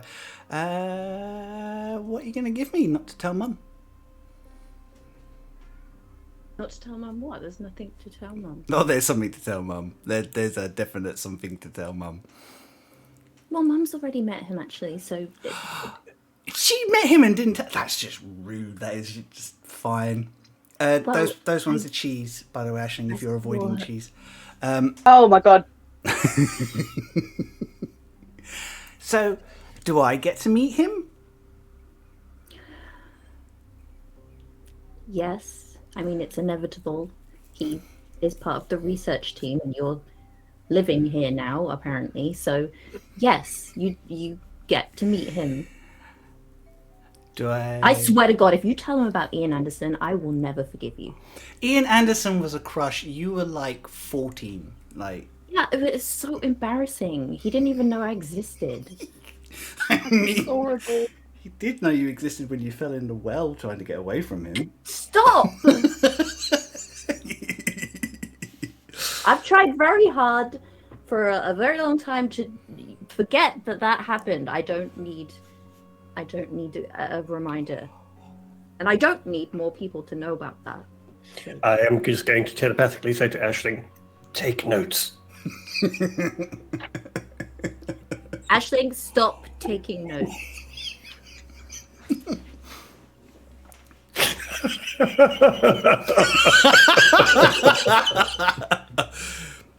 Oh, we totally got away with that. Yeah, fine. She's just turning away to eat her cheese scone. Look, Don't worry about it, it's fine. I will tell you about Cree. Just can we talk about this somewhere else later? Absolutely. You like him. And I am so pleased I get to tease you about it, because I love you and I like the fact that you're happy. Thanks. You could try expressing it like a normal person. What, like your sister? Not like your sister then? Yeah, I mean... Nah. No, absolutely not. So, just to clear things up, was this well at home or somewhere public? Yeah, it's on the property. When you come over to visit sometime, I'll show you where it was. How'd you get Yeah, out? let's all just take a tour of all of the times that Eugene made a fool of himself. Oh, can Oh, we? there's multiple. No! Of course there's multiple. Have you met me?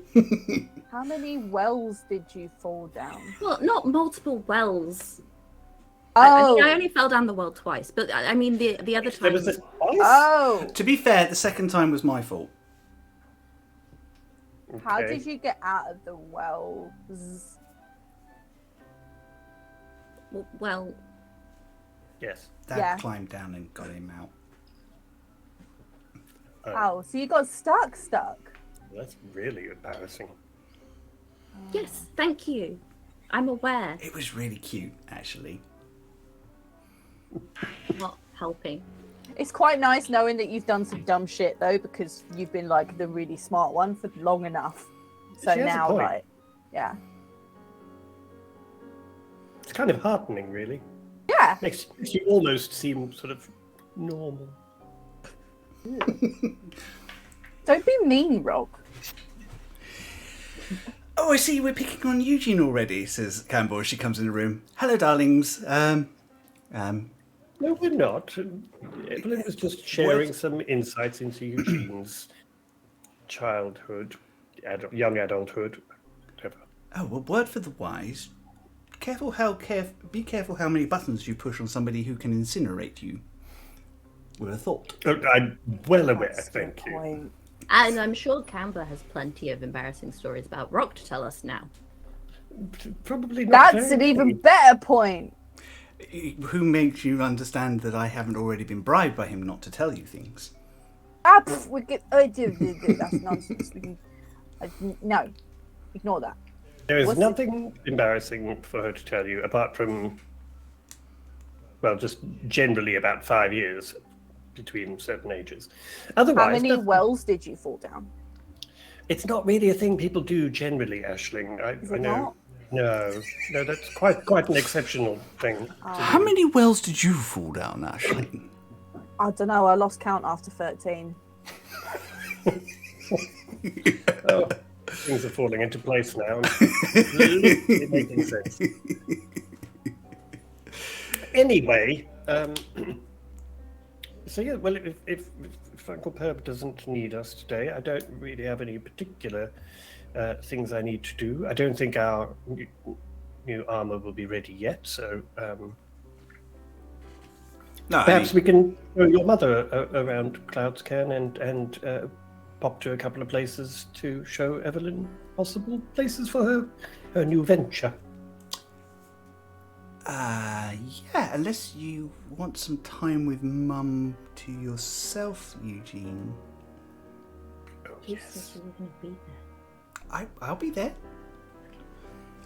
It's probably easier. I mean, we'd love you to come, and we do want a tour. It's just that if Eugene has some questions that...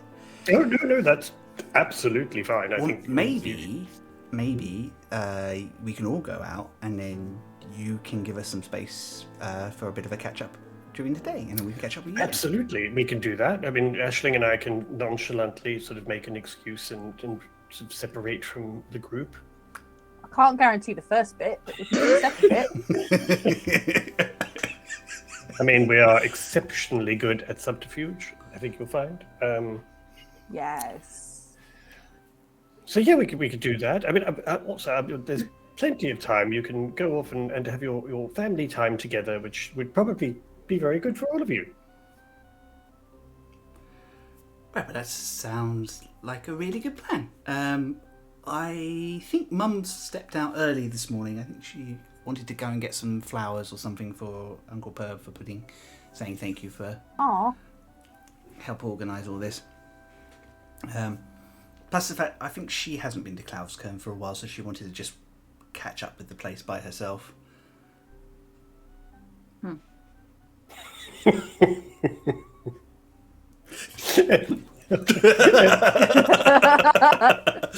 She's run away from difficult questions. Theo and Wayne / Eugene and Rog at the mention of her going out early, both like that. Did she know? Ashling's just like that. Flowers. Yeah. Literally. Nice. The golden retriever of the group. Oh dear. But I don't think she'll be too long. And indeed she isn't. She's probably only about half an hour before she does come back, and she has a few different things. A few bottles of wine that she's picked up, some flour and things. Just the sort of things that you kind of bring to say thank you. I love that. Sorry to interrupt. Clearly, Theo, me and you immediately looked at Wayne when you said bottles of wine.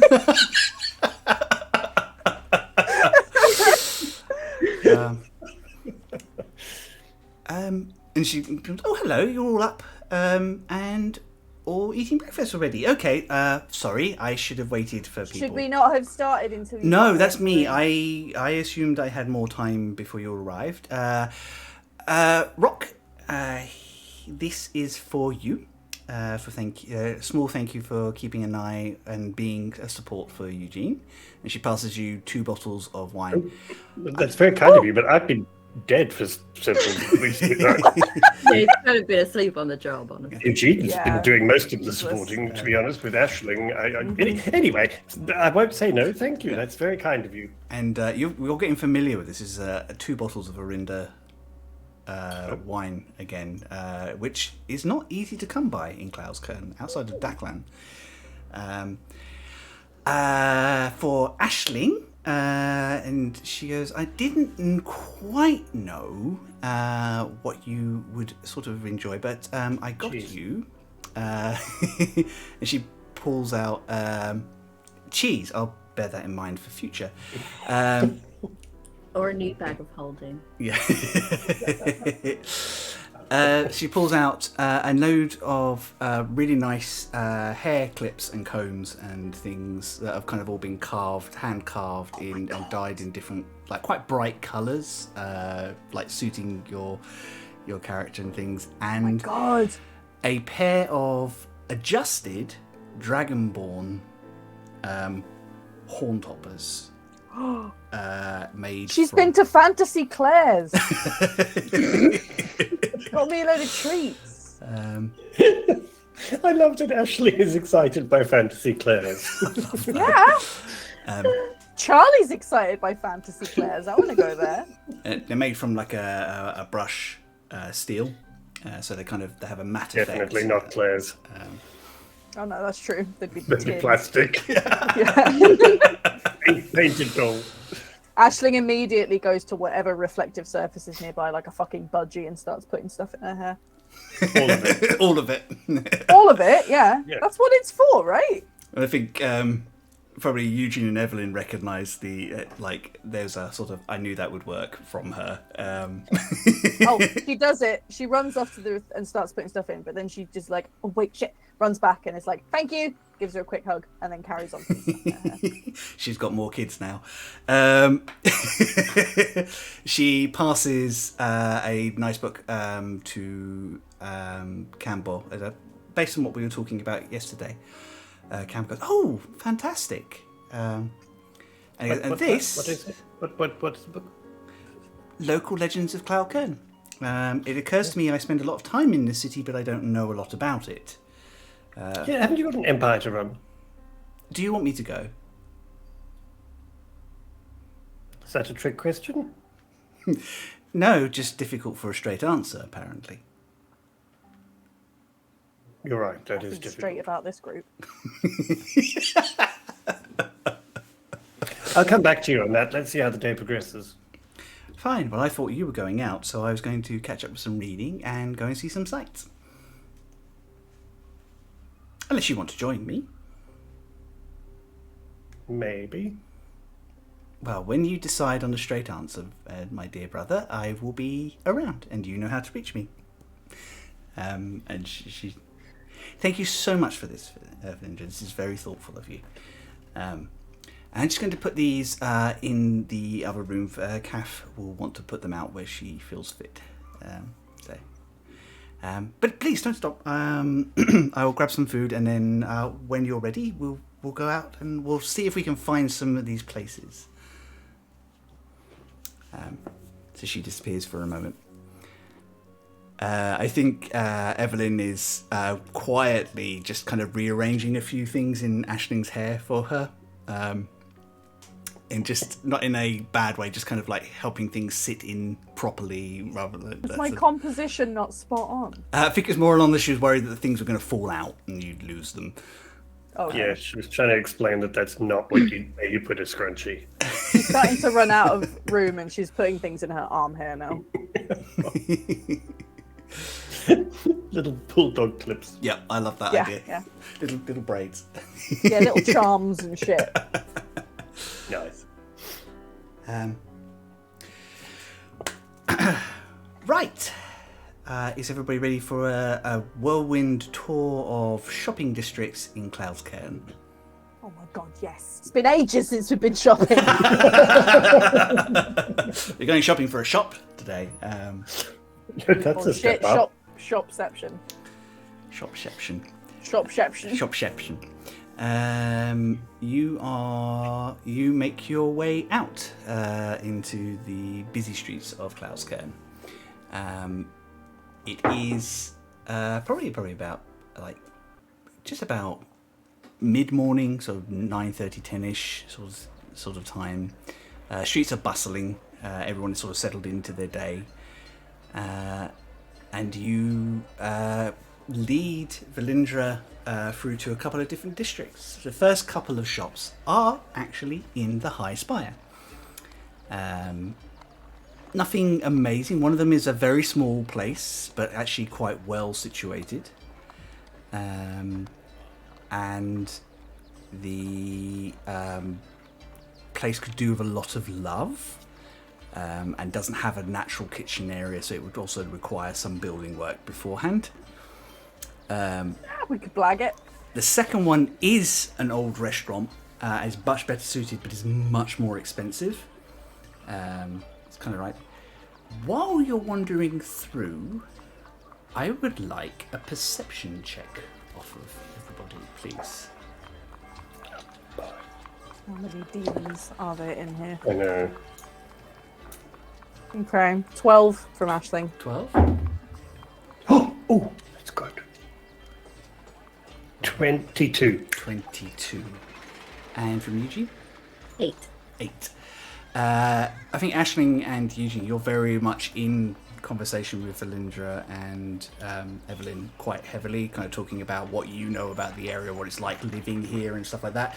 Rock, I think you're doing that thing you do where you drift back a little bit and just take everybody in. Doing that, I'm going to listen and just kind of take the general energy. When you notice a familiar looking halfling trying to get your attention from an alleyway. Oh, fuck. A dark-haired... Aisling, go down there. No. Dark-haired, pale-skinned figure. That I recognize? You do. It's Mia Oh, of the River Rats. goodness. I'm just going to say to the group, I be with you in 1 minute. Carry on, I'll catch up with you. I just need to do something quickly, run an errand. I'll probably be a couple of minutes. And I will mentally say to Eugene and Aisling, I won't be long. I just need to check on something, catch up with you. So that Cool. they know that it's legit. You... No, it's not legit.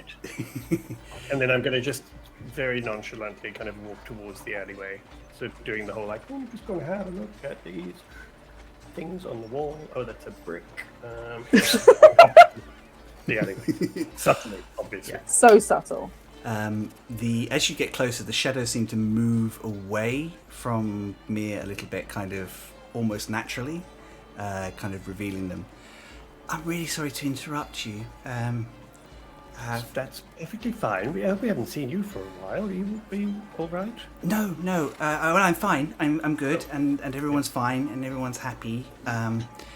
We just we kind of encountered something in Lowtown. We thought we should let you know about.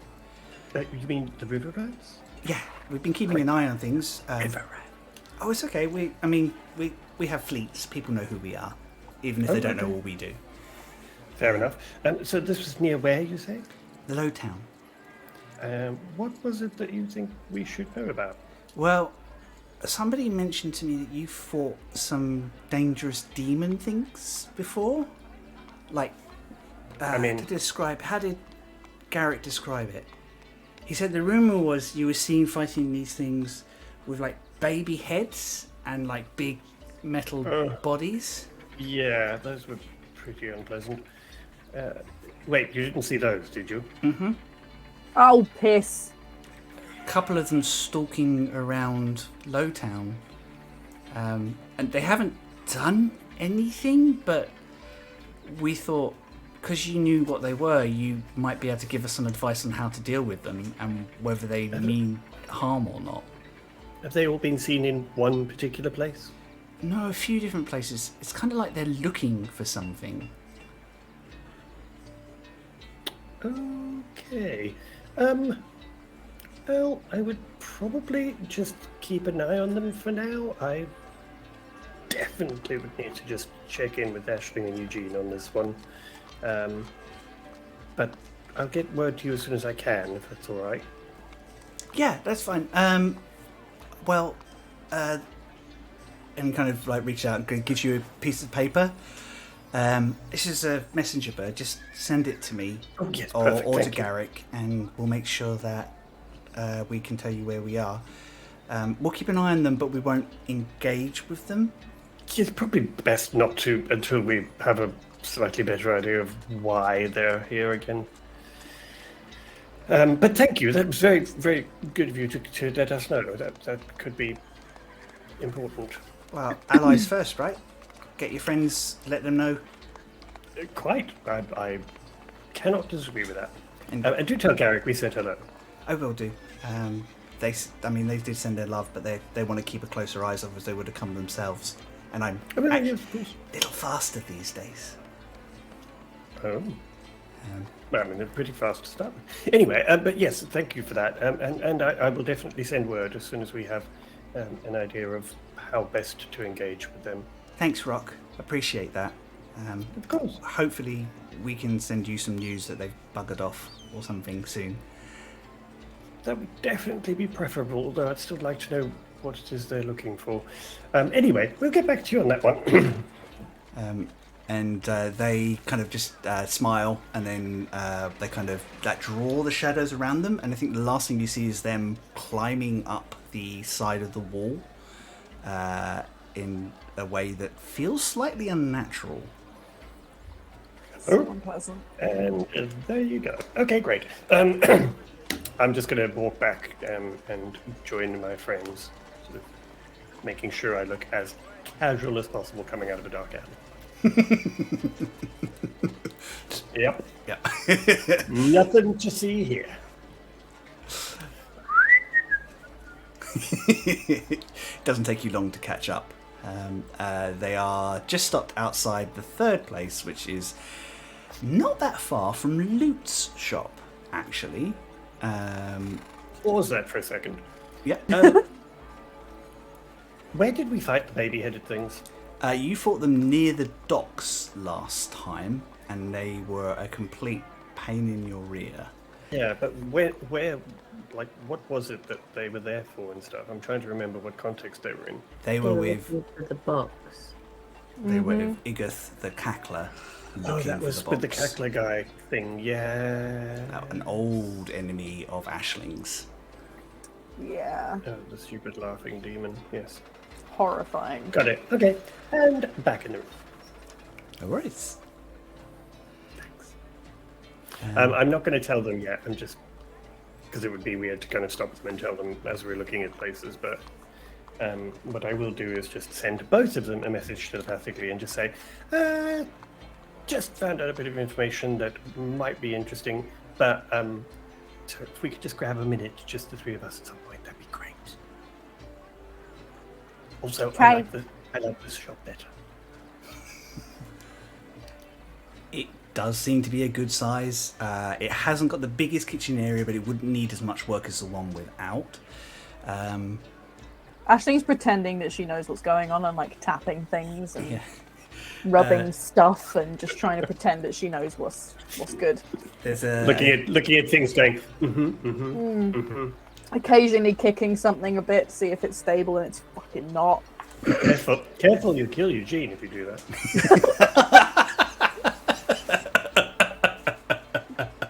The person who's showing you around is somebody of dwarvish and human mix, human heritage. Kind of like got nice little mutton shots on. They are, quite stocky looking. Very keen to try and show you around. Excited to kind of have people interested in the place. And I think Evelyn is trying very hard to suppress being genuinely excited. This feels good. Valindra is holding her cards much closer to her chest and asking a lot of very prudent questions. Mm-hmm. But she does lean over and go, you three know this district a bit better. What's it like here? What is it like here? I mean, it's quite good, isn't it? I mean, there's some good shops around, and some of the shops, from what I gather, have been here for a long time. So that's a good sign because it means there's obviously still business here. And also, we do know the people in that shop, so that means that at least you'd have somebody nearby that you can turn to if you needed help or anything. They can carry a lot of things too, due to the breadth of their arm span, shall we say? I think there's a genuine confusion on Evelyn and Valindra's face for a second. I know they're confused. I'm not going to clarify. Yeah. Eloquent as always, Aisling. Brock has a crush on the shop owner. Oh. I do not have a crush on the shop owner. I mean, Oh, he's a very you in nice love man. already? Oh, don't be ridiculous. He's a very nice man, and I mean, he does have quite impressive arms. It's worth seeing, to be honest. But anyway, but apart from that, he is a very nice man, and I do actually think it could be very helpful to have somebody like that nearby. Also, possibly a first customer. No, I'm pretty sure your first customer will be Aisling, but you know. Oh, yeah. I did notice how quickly you got through the cheese scones this morning, Aisling. Was I not supposed to do that? No, I'm really pleased. I'm glad you liked them. For some reason, I thought you didn't like cheese. I'm fine. Oh, she totally got the wrong end of that stick, didn't she? Oh, my God. Maybe it's how we explained it. Yep. Just deep breath, it's fine. You kind of look around the shop a bit more. It definitely feels like this is the running leader for both Valindra and Evelyn's perspective. Well, we need to have a talk about it, obviously, and we're not in an immediate rush, but thank you very much. This has been enlightening. Before they say goodbye to the person that's showing us around, I'm just going to say just a quick inquiry. I'm assuming that as the heroes of Cloud's Cairn and family members, we would obviously be entitled to a discount on the usual rental. Make me a persuasion check, please. Ooh, go on. You got an inspiration, remember? I'd love if that's how you use your inspiration. I am going to use my inspiration. Haha. Oh, that would be a 25. 25. Ooh.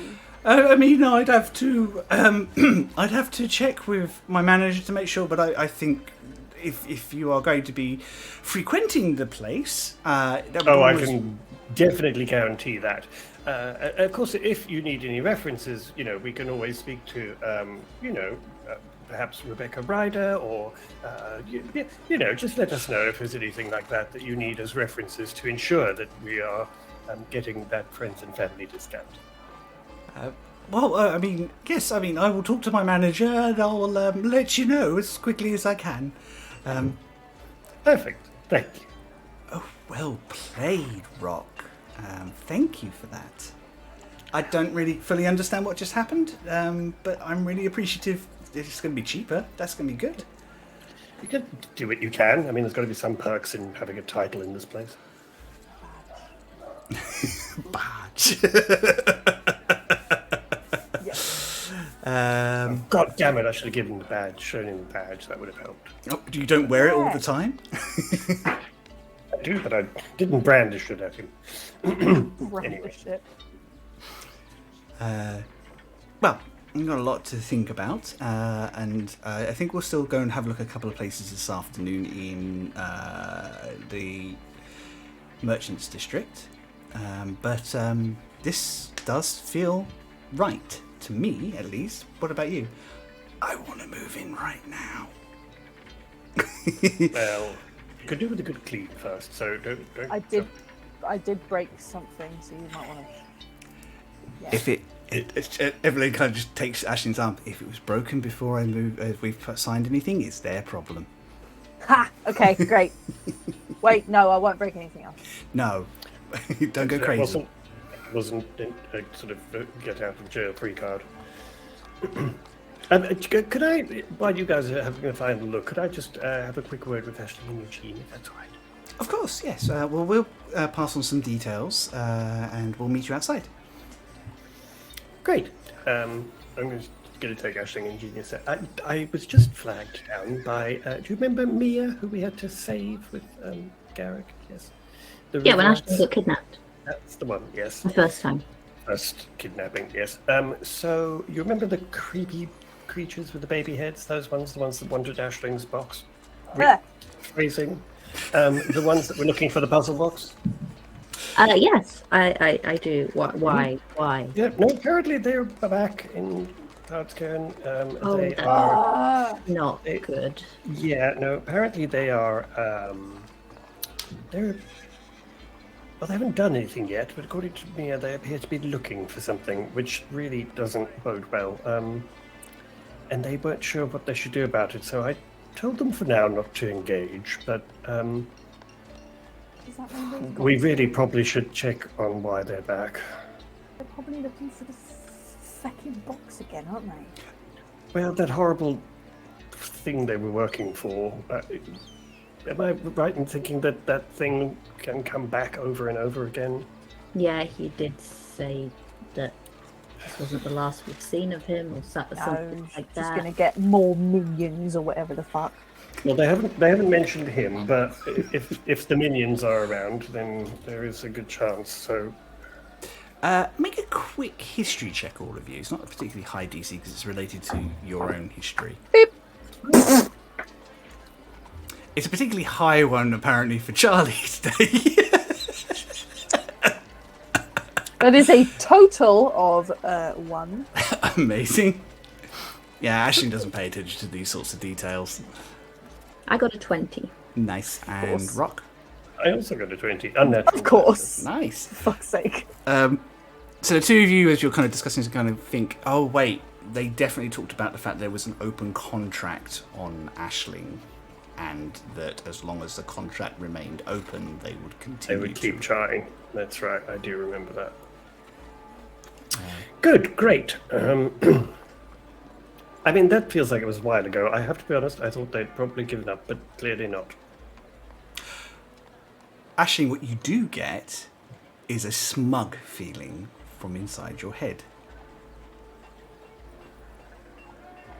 Yeah, I might have done something to make you hard to find. No, I'm still here. No, What no, the no, fuck no. on about? Just hard to locate. What'd you do? I just made you hard. I just made sort of like demon static. Think of it as demon static. Demons trying to look for you will find it more difficult to find you. He's Okay. running interference. He's doing that. He's downloaded Yeah. NordVPN. Yeah. Not touching. Not touching. Yes, Aisling now has a VPN. Nice. I can torrent all the spells I want. I mean, it's up to you whether you tell your friends that or not. Yeah, I will. Yeah, I'll just be like, oh, apparently, so I wasn't paying much attention to what you guys were saying, but apparently Alabaster has said that he's like, I don't know, made me like harder for them to locate. I don't quite know how, but that sounds good. Well, I mean, that's good. But according to Mia, they've been seen in a few places, and they seem to be looking for something. So they haven't done anything to anyone yet, right? They're just looking. Not as far as as far as they know. They said that they haven't actually done anything yet. They do just appear to be looking for something or someone. Well, I guess the thing that Alabaster's done doesn't really help if they like actually look at me. Well, yes, I mean, if they So- can actually see you, I suppose that's a little harder to hide you. But Yeah. So what are we gonna do? I mean, if they're continuing to look for you, then it's kind of inevitable that at some point they're going to find. Shit. Should we So- not go looking Definitely for them look first? For us in Cloud's Cairn, right? We haven't. That is where we are, though. Well, yeah, but not forever. No, but like, I don't think it'd take them that long for them to like kill me or whatever. Also, you do have your house here. We do keep coming back here. If we don't stop it, we're just going to keep having to do this. Yeah. The only thing is, I'm not entirely sure how we stop it, because we got rid of that heckler thing, and that was apparently not enough. So I'm not entirely sure how we stop this. Well, as long as the contract exists, it's not going to stop. Did we How ever do we get rid of find that, out? though? Did we ever find out who put the contract out? Can't remember. No, but I do remember. I think I mentioned this to you both. That Farkas's closet also mentioned a demon who was looking for a white puzzle box, but I don't think I ever ascertained exactly who that was. Seems to be a lot of people who want a white puzzle box, Aisling. Yeah, I know. I mean, it is very pretty. I don't think that's the main criteria. No. Okay. Oh, it's because. Okay, yeah. And there we go. Right. Anyway, let's get back to your mother and sister, but we should probably address this at some point soon-ish. Yeah. Can you guys like not maybe like not like let me go off somewhere on my own for a while? Would that be cool? Well, just don't like go hang off somewhere about. on Yeah, your that's own. kind of down to Yeah. you. Yeah.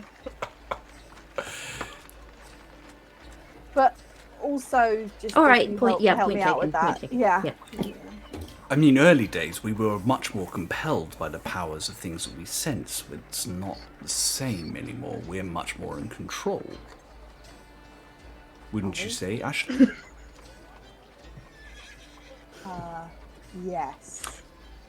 If you say so. Good. Well, this is going terribly well. Yeah. Okay. Well, that's horrifying. That's fine. Okay.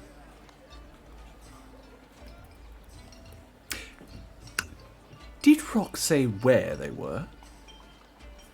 Did I? I can't remember if you said. You did ask. You said the low keys. Lowtown. Oh, Lowtown. Once again, my Is that the only note-taking place skills. that they were seen? Is that where we saw them before, though? Not too far. You saw them in the Merchants District before. Yeah, Craig, so I it's think. near Or you there. were, actually, no, you were in Sky Landing before, which again is not too far from Lowtown. I think Yeah, so with your roles from earlier, you might kind of ascertain that if they can't find Aisling using preternatural senses, maybe they're looking the old-fashioned way. Yeah, I that's mean, why I think Ashling's a bit worried about being physically seen. well, that's the thing is, if they can't find you with some kind of magical means, then they probably are just going through Looking different around. districts of the city looking for you, and we were relatively near there, so that's what I say. It does feel like at some point it's an inevitability. Also, Sounds to outside be. of groups like the River Rats, the Tin Hats are very spread thin in Lowtown, so it is easier for creatures of otherworldly like nature to kind of slip through and do whatever they want in those sorts of areas because it's just much more crowded. Even if they have creepy little baby heads. Mm-hmm. Well, I mean, the river rats are keeping an eye on them, right, for now? And they'll let Yes. us know if anything... They said they would let me know if they actually do anything, and I said I would let them know what we thought about engaging with them, but I did mention we were kind of tied up at the moment. Yeah, what if we like found them first? If they get the jump on us, that's bad. If we find them first, I suspect we're going to have to fight them again, but I don't know if that's going to stop the contract in any way, so... Wait, what about Farkas's closet? Aren't they information broker now? Surely they can find out who has the contract out. Maybe. I think I did ask them sort of about their demon affiliation who was looking for the box, but I got the feeling that contractually they couldn't tell me. Oh, Right. It's a height of Why? bad manners asking a familiar where they're from. Other person's familiar where they're from. Yeah. But you would know that you could probably ask Farkas when you saw them. Yes, and they're around the house quite often, so perhaps we should ask Farkas. Maybe we just avoid Lowtown for now, do some research, Yeah. and like things like that can't like get in the house. put it can in the they? back burner. No. No. Are you sure. Also, we don't want to disrupt today, with your family and stuff. No, we can't. Yeah, let and a my mum's trivial blood little pressure thing like is me already getting murdered. No. climbing. So if we could just, not mention that there are demons with a contract to kill us, I think that would probably be the best. So we probably shouldn't mention, therefore, that there is a contract in the Empire to kill me. No, let's probably keep these things a Oh. wee bit. On that note, Hmm. Camber and I are going to try and keep it quiet that I'm kind of back. Just to try and get a little bit of breathing room. Is this what you call keeping it quiet? We're parading around town? Yeah. Letting everyone we run into know that you died? Yes? Okay, look, I was thinking about in the Empire. I wasn't thinking about here. Oh, okay. Yes, I mean, all right. that makes sense. I mean, yeah. But I'm not going to hide in your mansion all the time, am I? It's quite nice. I mean, it is quite nice. Anyway, but...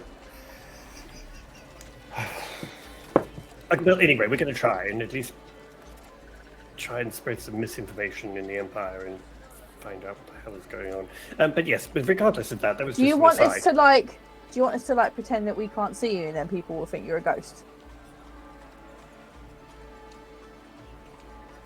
Like if someone's like, "Oh, hi, Rock," and then we're just like, "How dare you? He's dead!" And then they're looking at you, but we can't see you. Would that help? How many wells was it? She lost track at 13. Oh, I thought you were talking about the Yeah. wells I fell down. Just Like, what have I wondering got to about do with this? all the head trauma. No, I think we'll just go with just normal Aisling for now, and we'll figure that out later, okay? Okay, that's the ghost thing is plan B. Got you. Totally, yes. And what a plan B it is. Great. Good. Let's get back to your mother and sister, shall we? Alabaster gives you a sigh that says, like one of those ones that he occasionally does is like, I'd like to go for a walk outside your head now, please.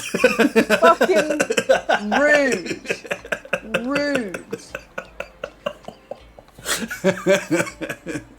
He's taking up all the space where my IQ should be. I've got a demon when my IQ should. Why do you think there was room to get in there in the first place? Shade is real. It's called minimalism. Ashling's known for it. Just this one spot here, and it's all about vibes. Yeah. Feng Shui is wonderful in this cavernous space. Anyway, we should probably get back before they think that we've been kidnapped or something. No, it's fine. They can see us through the window. Oh, hi. I'll just go back in and just say, I'm so sorry. We're just talking about some people that we ran into ages ago, but they're back, and we need to figure some stuff out. So anyway, sorry about that. Do you need to go? Are you okay? No, everything's fine. Everything's fine. We're absolutely fine. We just get lost in talking, and Aisling gets a bit sidetracked every now and then. So anyway, we're fine. It's all fine. But yes, lovely place. We are definitely leaning towards this one, particularly if you can come up with a decent price for us. I'll see what I can do. Thank you. Very nice to meet you all. And wanders off in the opposite direction. Well, I would like to grab a drink and a chat before we kind of look at anywhere else. Do you all want to join us? Yeah. Sure, yes, I could definitely do with a drink. Well, go on, Wayne. I'm just going to message Aisling and just say, why don't we just have one drink and then give them some time on their own to chat? Good idea. Okay. You know that there's a really nice bar, actually just up the street. It's kind of a local sort of place, but it's well dressed. It's where Rock's going to get that drink with Luke. Eventually, yeah. It is a pretty building covered in ivy. It looks like it is a combination of orcish and gnomish in design. Like most places in Klauskern, it's obviously been built by multiple people with different ideas.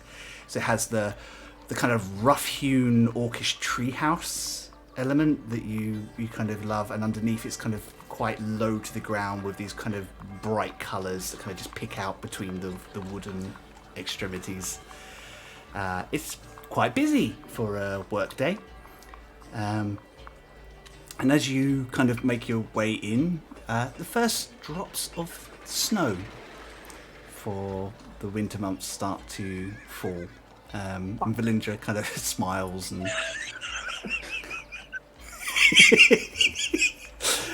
That's a normal reaction. Aisling doesn't like the cold. Which is ironic for somebody who lives 1,000 feet above their planet. Anyway, Valindra is quite smiles, and she get the impression that she quite likes the snow. You'll settle, find a nice step inside somewhere close to a fire, which is just being poked. Yeah, I'm going to make sure I go in and find a booth or something, and just tell them we have esteemed guests with us. So clear some space. Come on. Move the plebeians. You know who we are.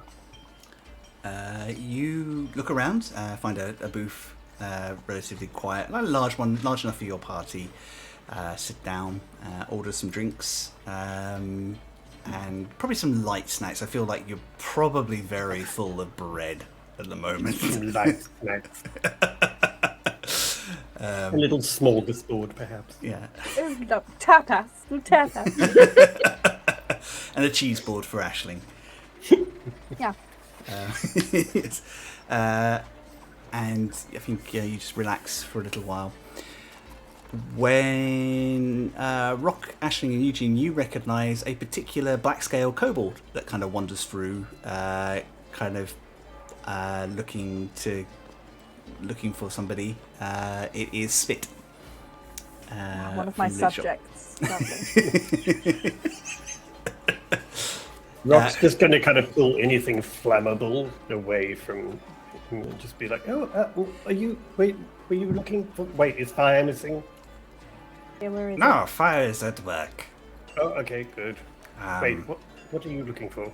I came to fix their boiler. Have you done that? Yes. Okay, good.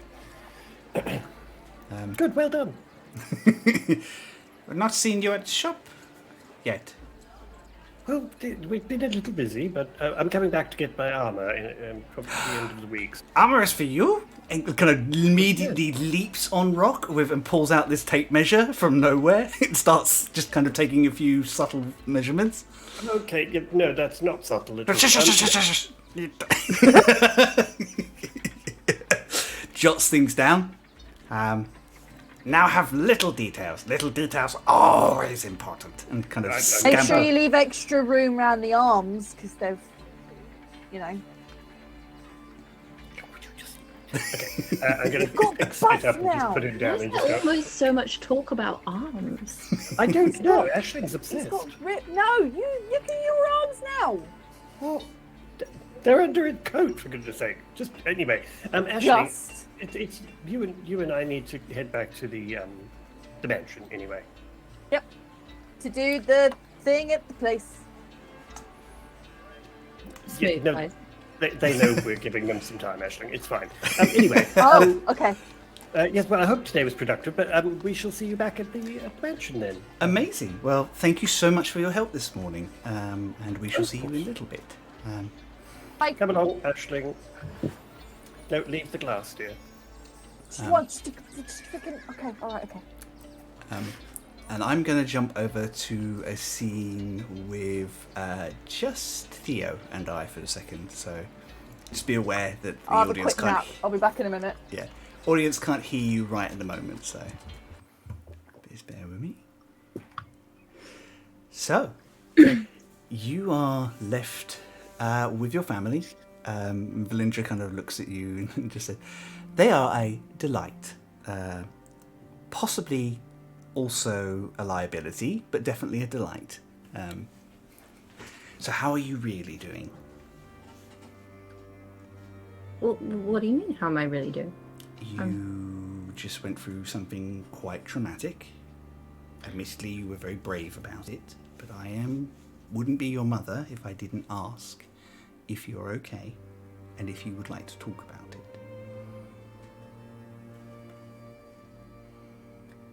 Well, I mean, yeah, I'm okay in the scheme of things, considering. I mean, yeah, it was quite a lot, and I'm not sure I've fully processed what happened, honestly. Well, make sure you are giving yourself some time to do so, and if you need to talk to me whilst I'm here, or even when I'm not here, you are always welcome to do so. You may be a brave adventurer now, but you will always be my little boy. And you will always be my little girl, even if you do have your own baking empire. Evelyn just kind of goes, "Oh." Cut off before I could get in a dig.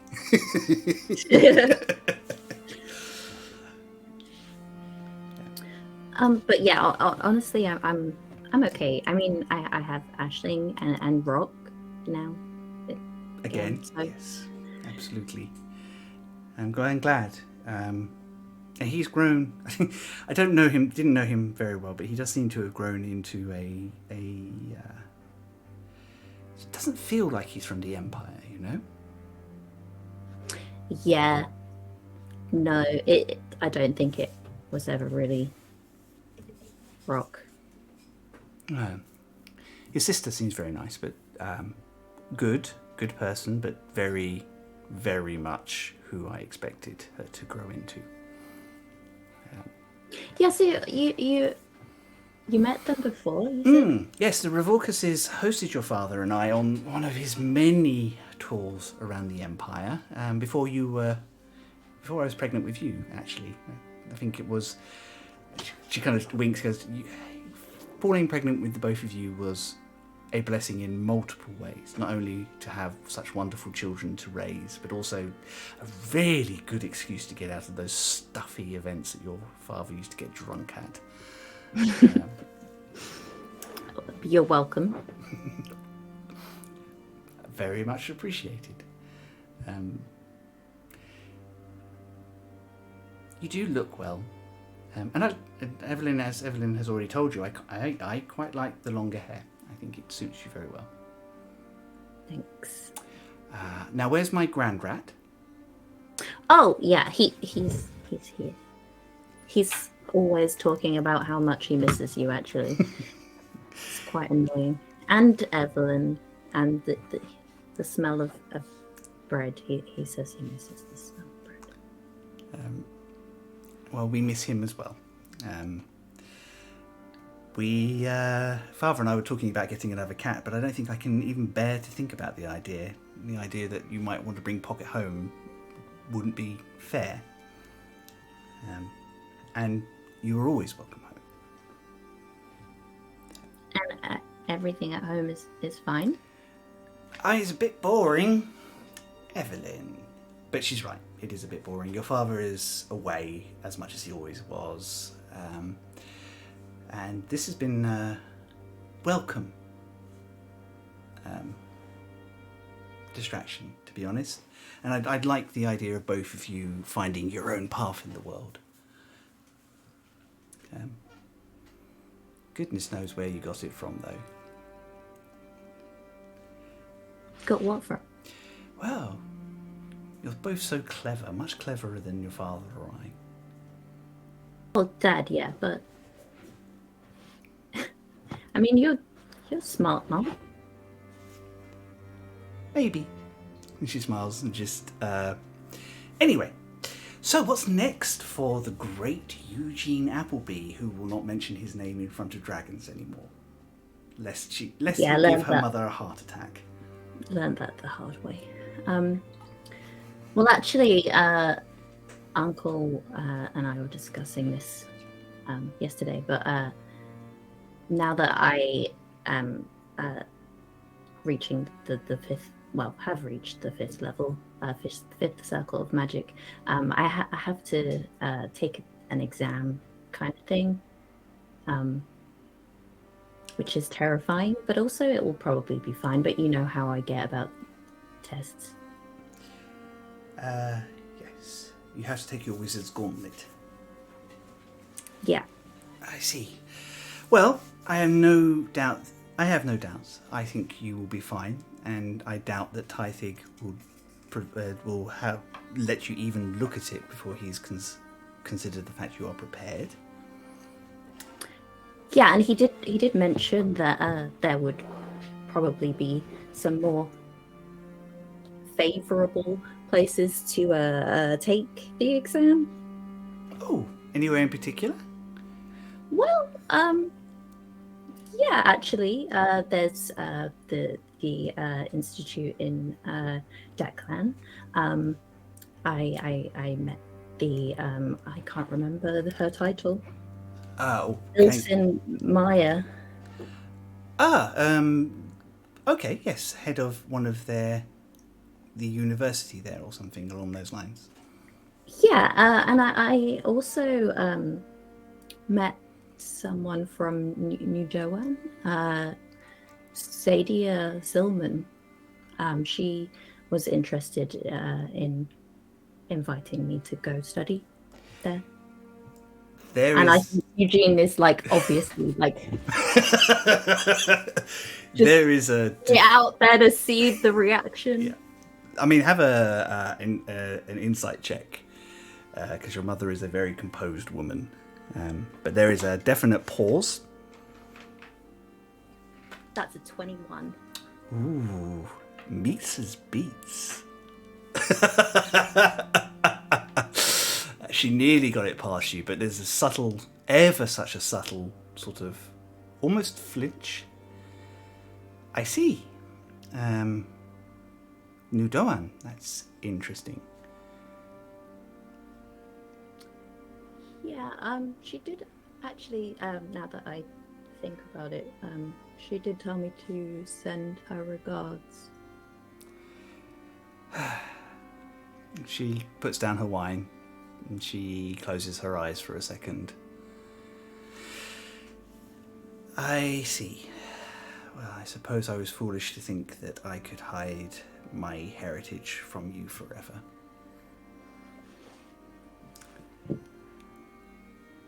Evelyn is, like, pretty much popcorning it at the moment.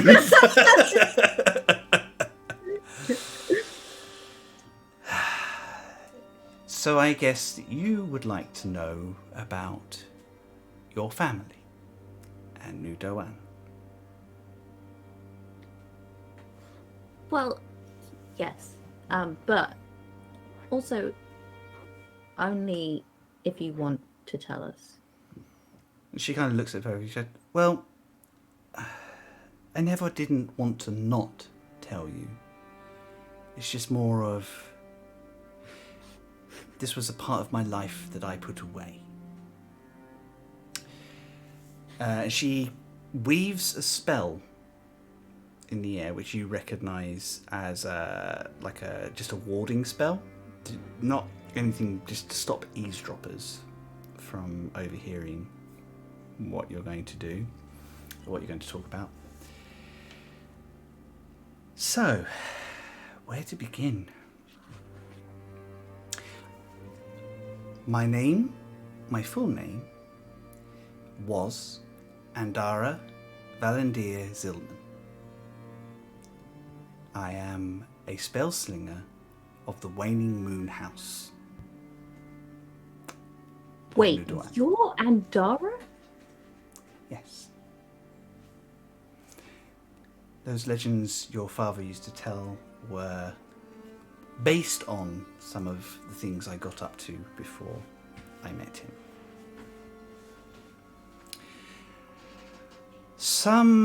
Where to begin? This is so much. For 2 centuries, I served Nudoan, both as a protector and as a spy. I went deep within other lands to see how the elves of those lands were being treated. I helped settle those who could not find their way to Nudoan where they needed to be. And I occasionally killed those who were in opposition of our ideals and our thoughts. My last mission, I left Nudoan with a friend and my cousin. And I did not think it would be my last mission for Nudoan, but it ended up being so. The 3 of us were charged to enter the Empire and to address 3 different things. My cousin, Ardwil Hintharis, they went north to talk through setting up secret fake enclaves, some of which still remain within the Empire. My friend, Somadir, went to deliver a child who had been born of 2 lovers who should not have met to their father, and just ensure that they were safe. And my job was to look into problems that we've been reported of a certain cult that had been causing problems for all of us. I wasn't expecting to meet anybody to detract from my mission, and I certainly wasn't meaning to fall in love. But I met a ragtag group of misfits who had declared themselves heroes, and despite all odds and multiple terrible mistakes, were gaining a name for themselves. The Bright Blades. First time, I helped them survive some wild gnolls, and I thought that will be the last I ever see of them. They'll get themselves killed somewhere else.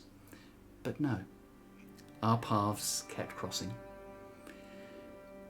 And under the ever-watchful gaze of the moon, I slowly came to love your father.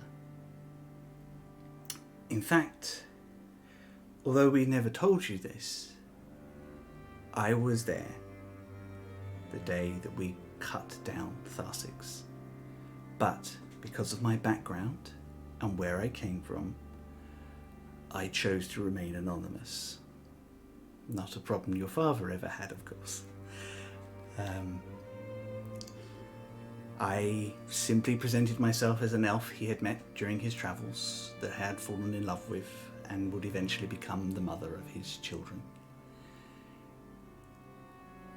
And with that, Andara died.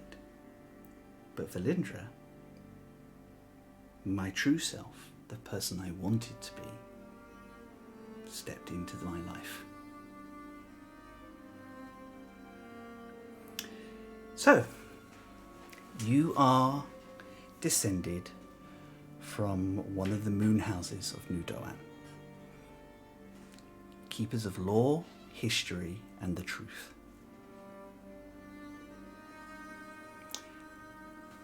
And I never kept this from you because I didn't trust you with it, but just because I wanted to just be your mother. I just wanted my family. And I know this is a lot to process, but I hope you will forgive me that indulgence. But what about your family in New Doan? You just left? You never went back? It's a little more complicated than that. When a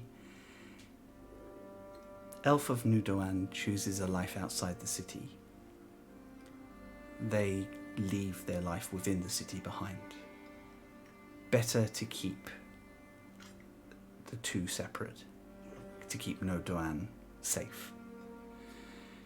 I knew when I fell in love with your father that I would not be allowed to return until I had resolved my life with him. It's one of the reasons I put it out of my mind. I think to outsiders this seems cruel or alienating, but we are still free to choose. I just chose to leave that behind. I'm actually a little annoyed at my sister that she didn't approach me first before she talked to you about this, but I have the best part of a millennia to catch up with her about that. Well, I get the impression that she had thought that maybe you had died. What's the impression I had given, I suppose? So I think she was quite surprised. But she I mean, honestly, it wasn't like she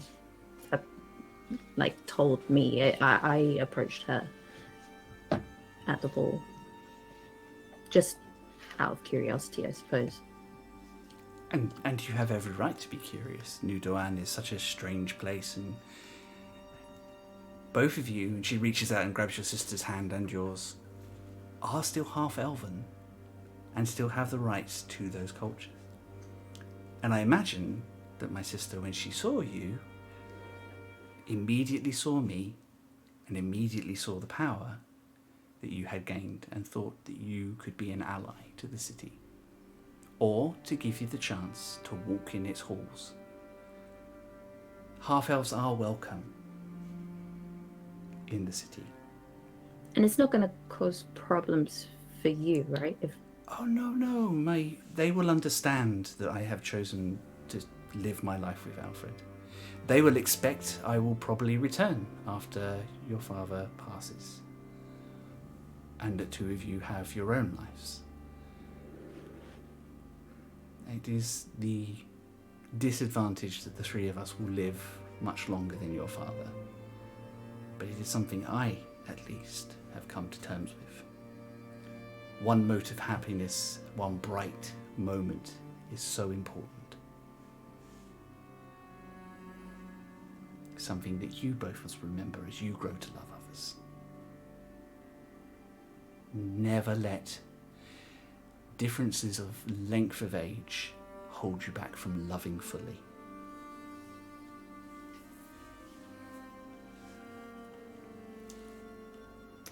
So, you must have a million questions.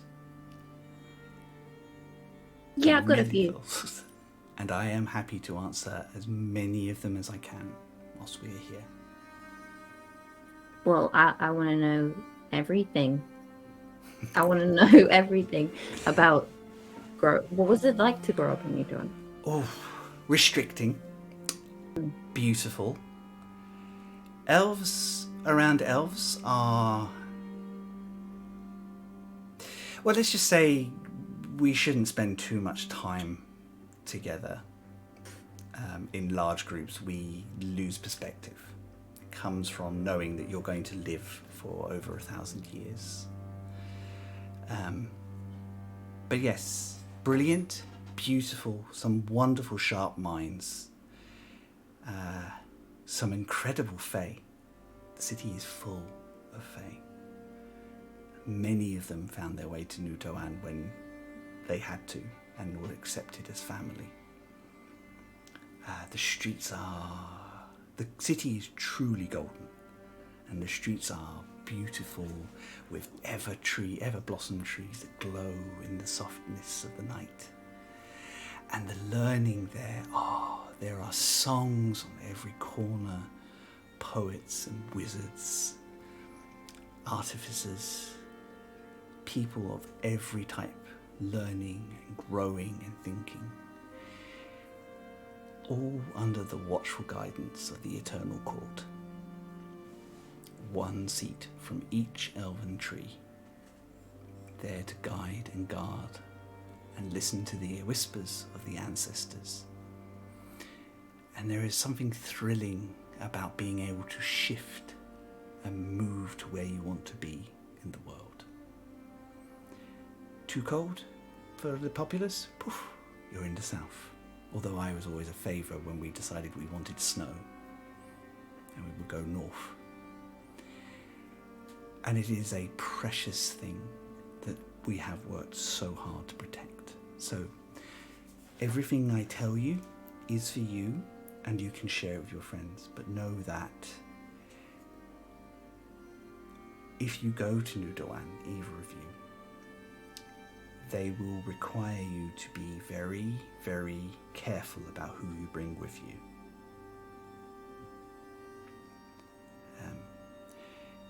And if you fall in love with an outsider, you must wait until that has gone past before you can bring them, before you can enter. They will not allow you to have someone outside who might threaten our way of life, their way of life. But they are a good people, like any people, just very interested in their own ways. And I wouldn't be lying if I didn't feel that the colleges of magic in New Doan didn't have things to offer both of you. Evelyn kind of like scrunches her face slightly. Oh, Evelyn, we both know that you weave magic into your dough, whether you mean to or not. Fine, yes. I didn't even really know. By the way, is that allowed if you're going to sell that to the public? Like, I mean, you've a disclaimer or... seen all the magic shops around. I mean, do they put Yeah, but I mean, disclaimers? do you have to say it? Like, do you have to put it on the ingredients, like may contain magic? Made dangerous. I don't know. I guess I'd have to look into the local laws on that sort of thing. I don't know. When the Fey carts used to come through, they never put it anything, and we knew that they were full of magic. True. Well, So, sorry, one more question. of course. There's many, but for now, your sister, what is she like? And she goes, well, and she just tucks her hair behind your ear. She is brilliant. She is kind. And she is always one step ahead of her political opponents. So, she is a good ally to have on side, particularly if you have business with New Dawn.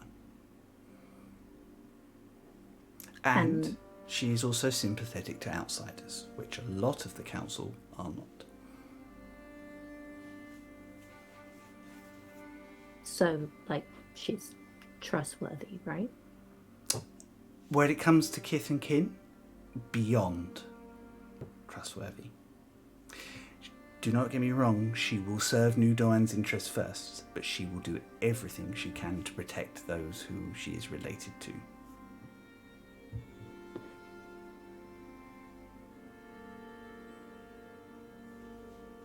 You come from a long line of great leaders.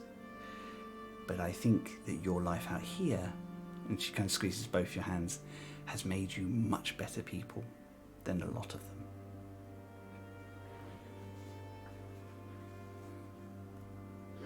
Plus, you wouldn't have met Rock and Aisling, and let's face it, they leave a good impression.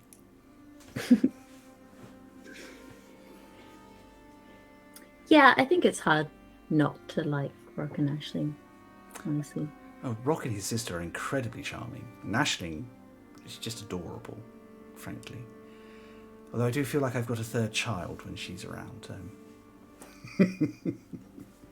Yeah. Is there anything else? And if there is anything else, just ask. Thanks. And thank you for being honest, I guess. Didn't know anything else to be, and as I say, it was never to hide these things from you. Oh yeah, I know. And I kind of... There's part of me that feels bad for not asking more about your history.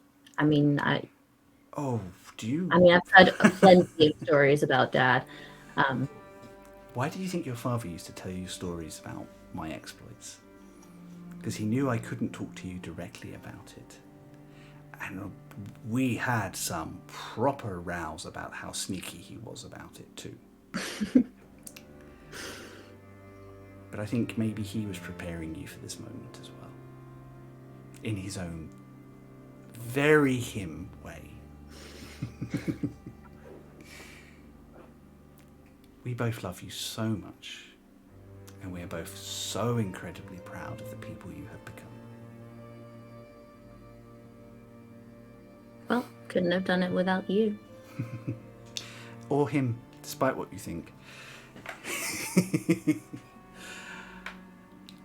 And she goes, right, well, enough of this.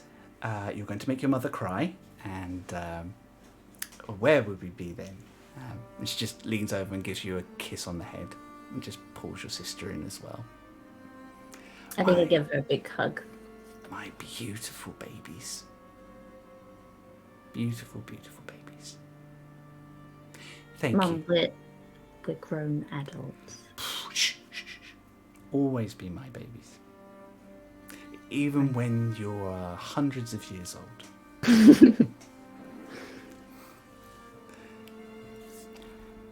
Right, so, shall we go and see what mischief your friends have got themselves into? Yeah, actually, we probably really should. It's been minutes, and that's more than enough time for Aisling to get in some kind of trouble. So, Wonderful. I look forward to seeing what that is. And she pays and leads you outside.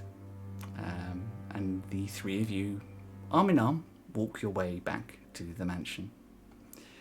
And I think that feels like a really lovely place to wrap today's episode. Thank you, everybody. Everybody's back. We're all back in the room. Yeah, so What was happening? I don't know. Yeah, we were trying to listen in at the window, but then everything just went quiet. I don't know what the hell happened. Yeah. It's really quite annoying. This has been a lot of fun. I have been looking forward to bringing Valindra and Evelyn into the main foray.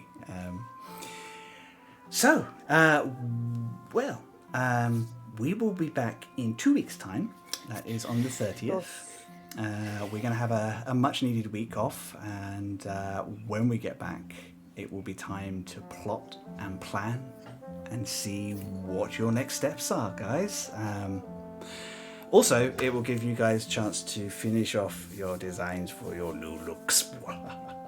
Yes, send me your ideas. I will be redrawing everyone's Amazing. delicious outfits. Thank I'm you, going to be in Scotland for a Charlie. week, so that's what I'm going to be doing for the whole time. Amazing. Lovely people. This has been a lot of fun. We are really glad you came and joined us. A couple of chilled episodes for us, but we will get you back into the action before you knew it. Those pesky Meragon are around somewhere. That's got to be problems. Yeah. Before we go, would everyone like to say where they can be found? And we're going to start with Charlie.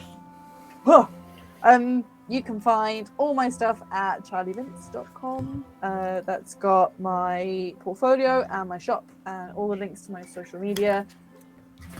Nothing particularly new at the moment because the joys of working in publishing, all the shit that I'm doing, Theo, you will understand this, I can't say or post about. So, Always only coming out in 9 months. Oh my god. I know. Like a book baby. yeah, Book baby. don't make books horrid.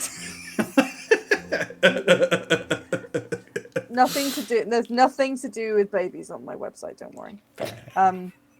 Yeah, that's all. Unlike babies, And- you're allowed to shake books.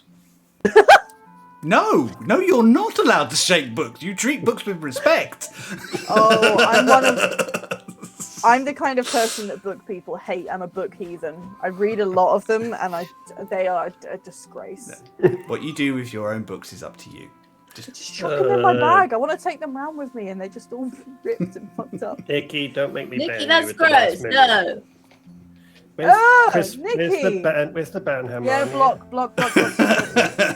Report to the police. Ah, dear. Thanks, Nikki, for... Yeah, I'd say lowering the tone, but it was never particularly high to start with. We started with Snake Fist, so...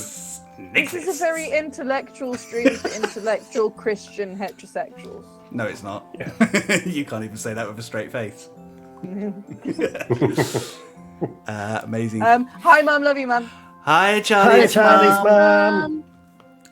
Theo, would you like to go next? Sure. You can find my artwork and stuff on my website, which is theoblueillustration.com. And my shop is on there, and links to where you can find me on social media. But yes, like Charlie, I'm barely allowed to post anything that I do at the moment, so it's just pictures of cats. Mine's just pictures of a dog. They're cute cats and dogs, so Yeah.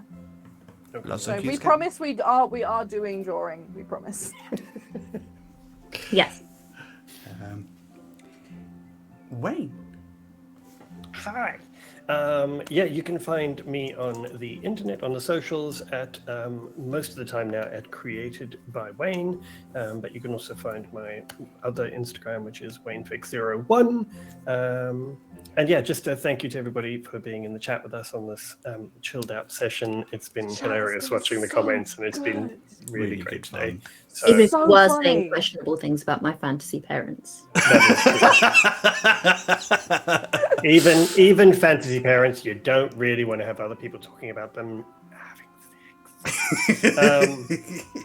Anyway, but yeah, thank you very much, everybody. And we do appreciate your support and love. Nikki, you're right. Wayne is doing beautiful, wonderful things, and you really should go and check out Created by Wayne if you're not following him already. It is. I'm really proud of all the work he's putting in there. It is gorgeous. It is coming along beautifully. It is and stunning. yes, and you should go and watch his YouTube stuff because I've learned stuff, and It's weird. I have to watch it to make sure it's okay. I'm learning lots by doing so because that's what a good boyfriend does. So he has to put up with my stuff. I have to help him with his. It's good. Guys, that leaves me. I am Chris Mepham RPG, wherever your media is socialed. Also, you can find myself on my page, chrismepham.com/links, where, just general sort of craziness. I also have been busy doing stuff that I cannot talk about, but I will be able to talk about it very soon, and I'm excited to do so. Also going to be opening up my slots for illustration. If you like characters and you would like some stuff, check out my style. If it meshes with you and you've got some pennies, get in touch. I'd love to help you out with that. Cool. Anything else I'm thinking of? No, I think that's it. And I we're back in 2 weeks. We are back in 2 Yes. weeks indeed. Have a lovely time whilst we are away. Enjoy yourselves. Chill out, relax, enjoy some of this wonderful sun that we're having. I love the fact that Klaus Kern has just hit winter. See, human Charlie really wants to be in Cloud's Kern right now because the second it gets above 10 degrees, I'm a grumpy bitch. I'm not built for anything above 10. Oh dear. This will be out on Tuesday for anybody that missed anything and want to catch up, or you can always catch up on our Twitch. We shall see you in a fortnight's time. We love you very much. Have an amazing fortnight. Mwah. Love you, bye! Bye! Mwah.